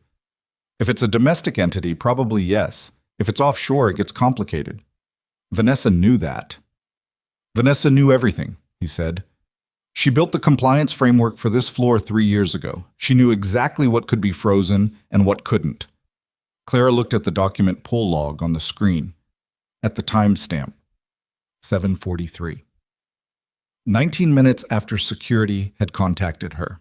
She had moved in 19 minutes, which meant she had already known, already had the car arranged, already had the buyer identified, the export prepared, the exit route mapped. The plan had been built in advance, which meant she hadn't run in panic. She had executed. She knew before security called her, Clara said. Connor looked at her. "The 2-hour window," Clara said. When the audit flag was reclassified on Friday, she heard about it in 2 hours, through whatever internal contact she had with Sandra's network. But tonight, security contacted her and she moved in 19 minutes. She paused. How did she know what security was going to say before they said it? Connor was very still. "Someone told her we were coming," Clara said. "Someone in this building, tonight, after Sandra started cooperating." The room was suddenly a different room. Connor crossed to Adrian in 4 steps. Clara watched them speak, quietly, fast, Adrian's face doing the controlled version of the thing it did when information arrived that required immediate structural revision. He looked at Connor, looked at the IT team, said 2 words Clara couldn't hear. Then he looked at Clara. He crossed the room to her. "The internal contact," he said. "Not Vanessa's contact outside, but the contact inside. The one who heard about the audit reclassification in 2 hours on Friday." His voice was low and very precise. "Sandra said Vanessa approached Meridian Path through intermediaries, but someone also fed information the other direction, into the building, status updates, the audit flag, tonight's operation. Someone Sandra trusted with real-time information," Clara said. "Someone who knew about the reclassification as soon as Patricia processed it." They looked at each other. Patricia had processed the reclassification. Patricia, who had forwarded Clara's original notation to Daniel, who had asked Clara how certain she was about the pattern, who had told her not to discuss it with anyone on the floor, who had, on Thursday evening, given her a look that lasted half a second too long. "It's not Patricia," Clara said, because she needed to say it out loud to test it. "No," Adrian said. "It's not." He was already certain, which meant he was ahead of her. "Daniel," Clara said. The word arrived in her own mouth like something she hadn't intended to say and immediately knew was true. Daniel Marsh, who documented everything, who had been in the building until 8 p.m. the Friday Clara found the anomalies, who had told her, unprompted in the elevator lobby, that Adrian had noticed how she handled the binders, who had been present for every structural conversation about the audit, the reclassification, tonight's operation, Sandra, who had told Adrian 11 years of running this building that the Whitmore situation was for awareness. "He's been Sandra's contact," Clara said. "Not Vanessa's, Sandra's. He's been feeding Meridian Path the status of the internal investigation." "Since Friday," Adrian said. His voice was entirely flat, the flatness of something that cost more than it appeared to. "You trusted him," Clara said. 11 years, Adrian said. The room was very quiet around them, the particular quiet of a large thing landing. Adrian's face did the nothing it did, but she could see the fault line in it now. The specific location of the thing that had just broken, small and structural and not visible to anyone who hadn't been learning to read him for a week. "Where is he now?" Clara said. "That's what we're about to find out," Adrian said, and turned to Connor. "Salt, Daniel Marsh had not gone to JFK. That was the first thing Connor established at 9:40 p.m. through a combination of building access logs and a phone trace that Clara understood was operating in a legal gray area, that Ellen Marsh, no relation, she had said, and the irony of the shared name had landed on no one pleasantly, had authorized with the speed of someone who had decided that the evening had already exceeded normal procedural limits. Daniel was in the building, 43rd floor. A small conference room that was technically a storage annex, rarely used, with a single window facing north. He had badged in at 8:51, 12 minutes after Connor's team had begun pulling the access logs downstairs. Connor looked at Adrian. "He knows we're looking." "He's waiting," Adrian said. "For what?" Adrian put on his jacket. "For me." Clara stood. "I'm coming." He looked at her. "Don't," she said before he could.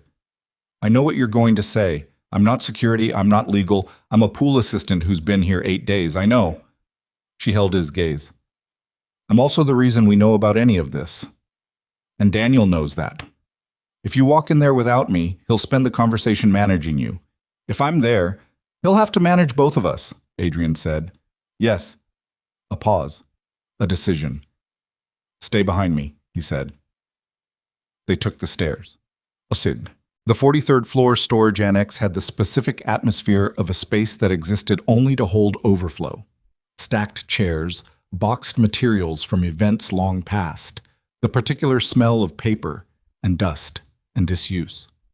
A folding table had been set up at some point, years ago, and never removed. A single overhead light buzzed faintly. Daniel was sitting at the folding table with his jacket on and his tablet face down and his hands flat on the surface, the posture of someone who had decided to be found. He looked up when the door opened, looked at Adrian, then at Clara. He exhaled through his nose. "I thought it would be Connor," he said. "Connor's handling the external chain," Adrian said. He pulled out a chair across from Daniel and sat. Clara stood at the edge of the light, slightly back, where she could see both of them. "How long?" Adrian said. Daniel looked at the table. 14 months. The same number. Everything in this story had the same number at its center, the same starting point.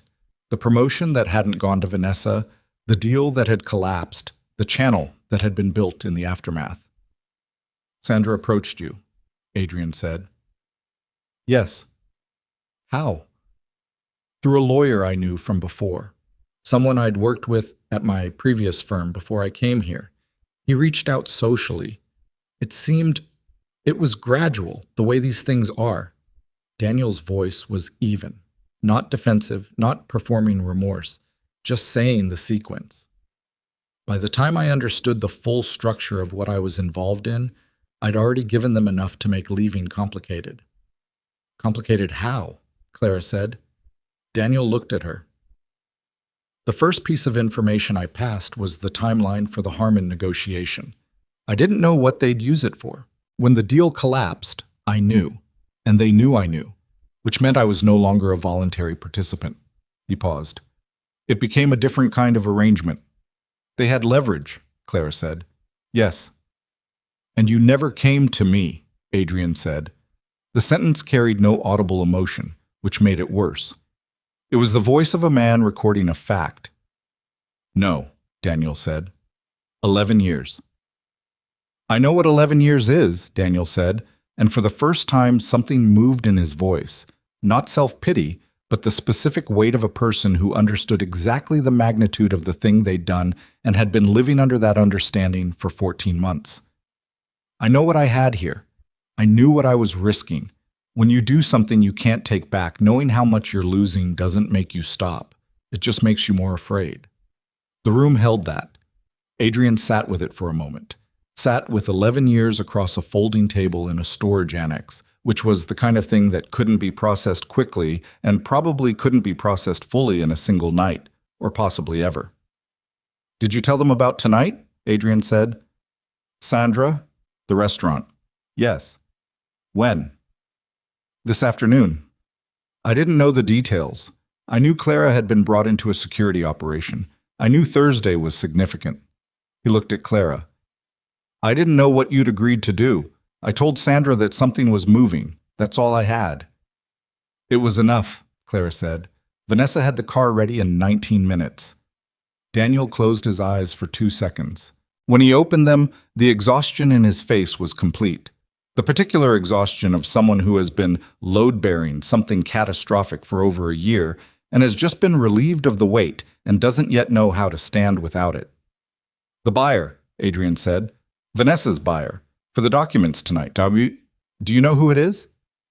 Daniel was quiet for a moment. Then, his name is Reeves. Thomas Reeves. He runs a private equity fund out of Greenwich. He's been trying to enter the logistics acquisition market for 2 years. He's been using Meridian Path as an intelligence source, not just for Voss International, for multiple targets. He paused. He's the principal, not the Callaway people. They were a layer. Reeves is the structure underneath. Connor, who had followed them up silently and was standing outside the open door, stepped in at that name. Clara saw him type it into his phone without breaking stride. He'll have already received the documents, Daniel said. Vanessa would have transferred on her way to the airport. She's not the holding point. She's the delivery mechanism. Reeves has everything by now. Then the injunction, Adrian said. We'll complicate him, Daniel said. If Ellen moves fast enough and the filing hits before he executes any position changes. He's aggressive, but he's not reckless about legal exposure. He'll sit on the material until he thinks it's clean. He looked at Adrian. You have maybe 72 hours before he finds a structure he's comfortable with. That's enough, Adrian said. He stood. He looked at Daniel for a long moment, one of the longest silences Clara had witnessed between two people who clearly knew each other's entire professional vocabulary and were now operating without it. I'll have security stay with you until Ellen's team is ready, Adrian said. Don't make this harder than it already is.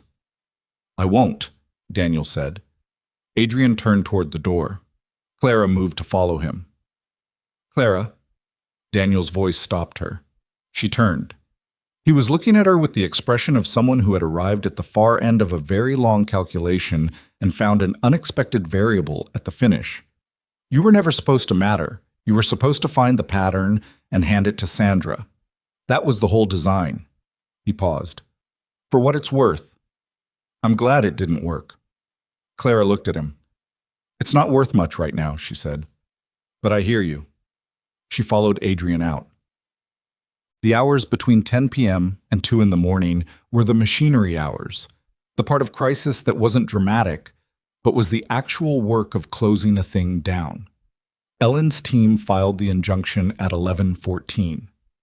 The judge on call, a federal magistrate with the specific temperament of someone who had handled emergency corporate filings before and found them neither exciting nor particularly unusual, granted a temporary restraining order at 12:40 a.m. Thomas Reeves's legal team was notified at 1:05. The response, which came back in 22 minutes, was the response of a legal team that had been expecting contact and had their answer prepared, which Connor noted grimly confirmed that Reeves had been monitoring the situation. But the order held. For now. Connor's external contacts, people Clara understood were operating in a federal capacity without that being stated explicitly, had Vanessa Hale detained at JFK at 11:50 p.m., gateside, boarding pass in hand, 40 minutes before her flight to Frankfurt. She did not resist. By all accounts, she sat down when asked and looked, for the first time in anyone's recollection, like a person who had run out of architecture. Sandra Okafor had been providing a full statement since 9 p.m. By midnight, her legal representation had arrived and recommended cooperation in exchange for considerations that were above Clara's pay grade to evaluate. Daniel Marsh sat in the storage annex on 43 with a security guard and drank a cup of coffee someone brought him and did not try to make any calls. At 2:15 a.m., the 41st floor had thinned to Adrian, Clara, Ellen, and one member of the IT team finishing a final log audit. The city outside the windows had reached its quietest hour. Not silent, never silent, but running on the minimum, the essential hum of a place that never fully stopped. Ellen closed one of the laptops, rubbed her eyes. The active acquisition files have been suspended pending a full security review. We'll need to rebuild the document management protocols from the ground up. Vanessa's architecture is compromised throughout. not just the sections we identified. She looked at Adrian. 6 to 8 weeks minimum. Get started Monday, he said. I'll need a project lead from the floor who knows the current system well enough to audit it. She paused. The person who mapped the routing logic in the first place would be the obvious choice. Ellen looked at Clara. Clara looked at her desk. At the audit, she'd started as a routine task on her 4th day because it was assigned to her station and she did assigned work. I'll do it, she said. Adrian walked her to the elevator at 2:40 a.m. He did not do this in the way of someone performing courtesy. He simply ended the last conversation with Ellen at the conference room door and fell into step beside Clara as she gathered her bag, and they walked the corridor to the elevator in the particular silence of two people who have been through the same fire from slightly different positions and have arrived, both of them, at the other side. He pressed the elevator button. Your father, he said, the care he has in the evenings. Is it sufficient? Clara looked at him. It's what I can afford. Daniel's position will need to be filled. He said this without segue, without softening. The role has a different salary structure than the pool. A pause. Significantly different. The elevator arrived. Clara didn't move toward it immediately. You're not offering me Daniel's job, she said. I'm noting that his position will need to be filled, and that the person who fills it will require someone I can trust without reservation, and someone who understands this building's systems better than most people who've been here for years. He looked at her steadily. You've been here 8 days. You understand the building better than people who've been here for years. That's not a recommendation. That's an indictment of your hiring process. Yes, he said. I'm aware. Clara looked at the elevator, at the floor indicator above it, at the quiet corridor of the building she had walked into 8 days ago with a paper bag of lemon ricotta cookies and the simple intention of finding something stable. I need to think about it, she said. That's a reasonable response. I'm not saying yes because you helped me tonight. I know, he said. I wouldn't want you to. She stepped into the elevator, turned to face him. He was standing in the corridor with his jacket on and his face doing the almost nothing that she had spent 8 days learning to read. And what it was doing right now was something she didn't have a word for yet, something that sat between respect and relief, and the specific look of a person who has been alone in a particular way for a very long time and has just been reminded that it is not the only available condition. Get some sleep, she said. You too, he said. The doors closed. She visited her father the following Saturday. A good day. One of the genuinely good ones, the kind that came less frequently now and were more valuable for it. He was sitting by the window when she arrived, watching the street below with the calm attention of a man who found the ordinary movement of the world sufficient entertainment. He knew her immediately, called her name before she'd crossed the room. They ate lunch together. She'd brought food, nothing baked. She'd been too tired all week, just good things from the market 2 blocks from her apartment. He ate well, which was not always true. And he asked questions and followed the answers and laughed twice at things she said. She told him about the job. The broad outline, nothing specific. New company, big building, more responsibility than she'd expected, complicated first week. Were you scared? He asked. She thought about it honestly. Yes. But you stayed. Yes. He nodded, the slow nod of someone filing information in a system she could no longer fully map. You always stayed, he said, even when you were little. When things got hard, you got quieter, but you stayed. Clara looked at her hands. Is it a good place? He asked. I think it's becoming one, she said. He seemed satisfied with that. They sat for a while in the afternoon light coming through the window, and the city moved below them in its ordinary way. And her father pointed out a dog on the sidewalk that he found particularly dignified in its bearing, and she laughed, and the afternoon accumulated in the way good afternoons did. Not dramatically, not memorably in any specific sense, but solidly, the kind of time that became the foundation of things. When she hugged him goodbye, he held on. She let him. But Monday morning, she arrived at Voss International at 7:48. Gerald was at the front desk. He looked up when she came through the revolving door.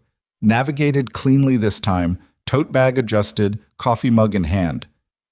No bag today? He said. Brown butter walnut, she said. They needed to cool. I'll bring them tomorrow. He accepted this with the gravity it deserved. She took the elevator to 38. The floor was in its early morning configuration, lights at full, the coffee station running, a few early arrivals at their stations. Josh was already there, which surprised her. He looked up. "You survived the week," he said. "Barely," she said. "I heard Daniel is not coming back." "That's accurate." Josh processed this. "And Vanessa." "Also accurate." He looked at her with the expression of someone who understood that there was a much larger story and that he was not going to be told it, at least not now, at least not here. "Is everything okay?" he said. "Like, the company. Are we okay?" Clara set her bag down, hung her coat, turned on her monitor. "Yes," she said. "There are some changes coming to the document management system. I'll be leading that project. It'll mean some workflow adjustments for the floor." She looked at him. "I'm going to need people I can work with. Are you good at detail work?" Josh straightened slightly. "I'm very good at detail work." "Good." She opened her laptop. "I'll come find you this afternoon." She began working. Renata arrived at 8:05 and stopped at Clara's desk long enough to set down a coffee, the good kind from the place 3 blocks east, brought without being asked. "I thought you might need this," Renata said. "I really do," Clara said. Renata went to her desk. At 8:22, the elevator opened and the floor did what it always did. The slight recalibration, the straightening of postures, the shortening of conversations. Adrian crossed to his office corridor. He was alone. No Daniel at his side, no tablet being presented, no voice in his ear. The absence was visible, a gap in the pattern of the last 11 years, and she could see the floor registering it without knowing exactly what to register. He stopped at the corridor entrance, turned. He looked at Clara. She looked at him. It lasted 2 seconds. 3. The length of a look between two people who have no performance left to give each other and have discovered that what's underneath the performance is sufficient. He turned and went to his office. Clara turned back to her screen. The document management audit project file was open. 43 separate system components to review. 6 to 8 weeks of work that would require precision and patience, and the specific kind of attention that looked, from the outside, like nothing special, like someone simply doing their job. She began. Outside the windows, the city was doing its morning version of itself, loud and layered and entirely indifferent to the individual stories accumulating inside every building it held. The sky was the clear, sharp blue of a day that had decided to be uncomplicated.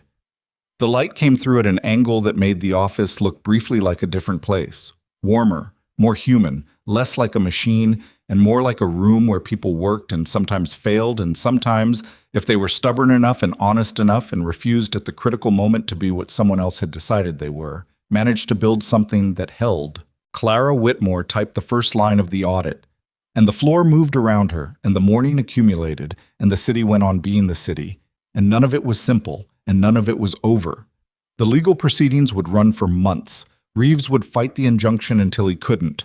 Her father's mornings would keep getting harder before they got easier, or they didn't. And Clara knew all of that, held all of that, and kept her hands on the work anyway. Because the work was real. And she was still here. And sometimes that was the whole of it. Not triumph, not resolution, not the clean ending that made sense from the outside. Just the choice, made again every morning, to stay.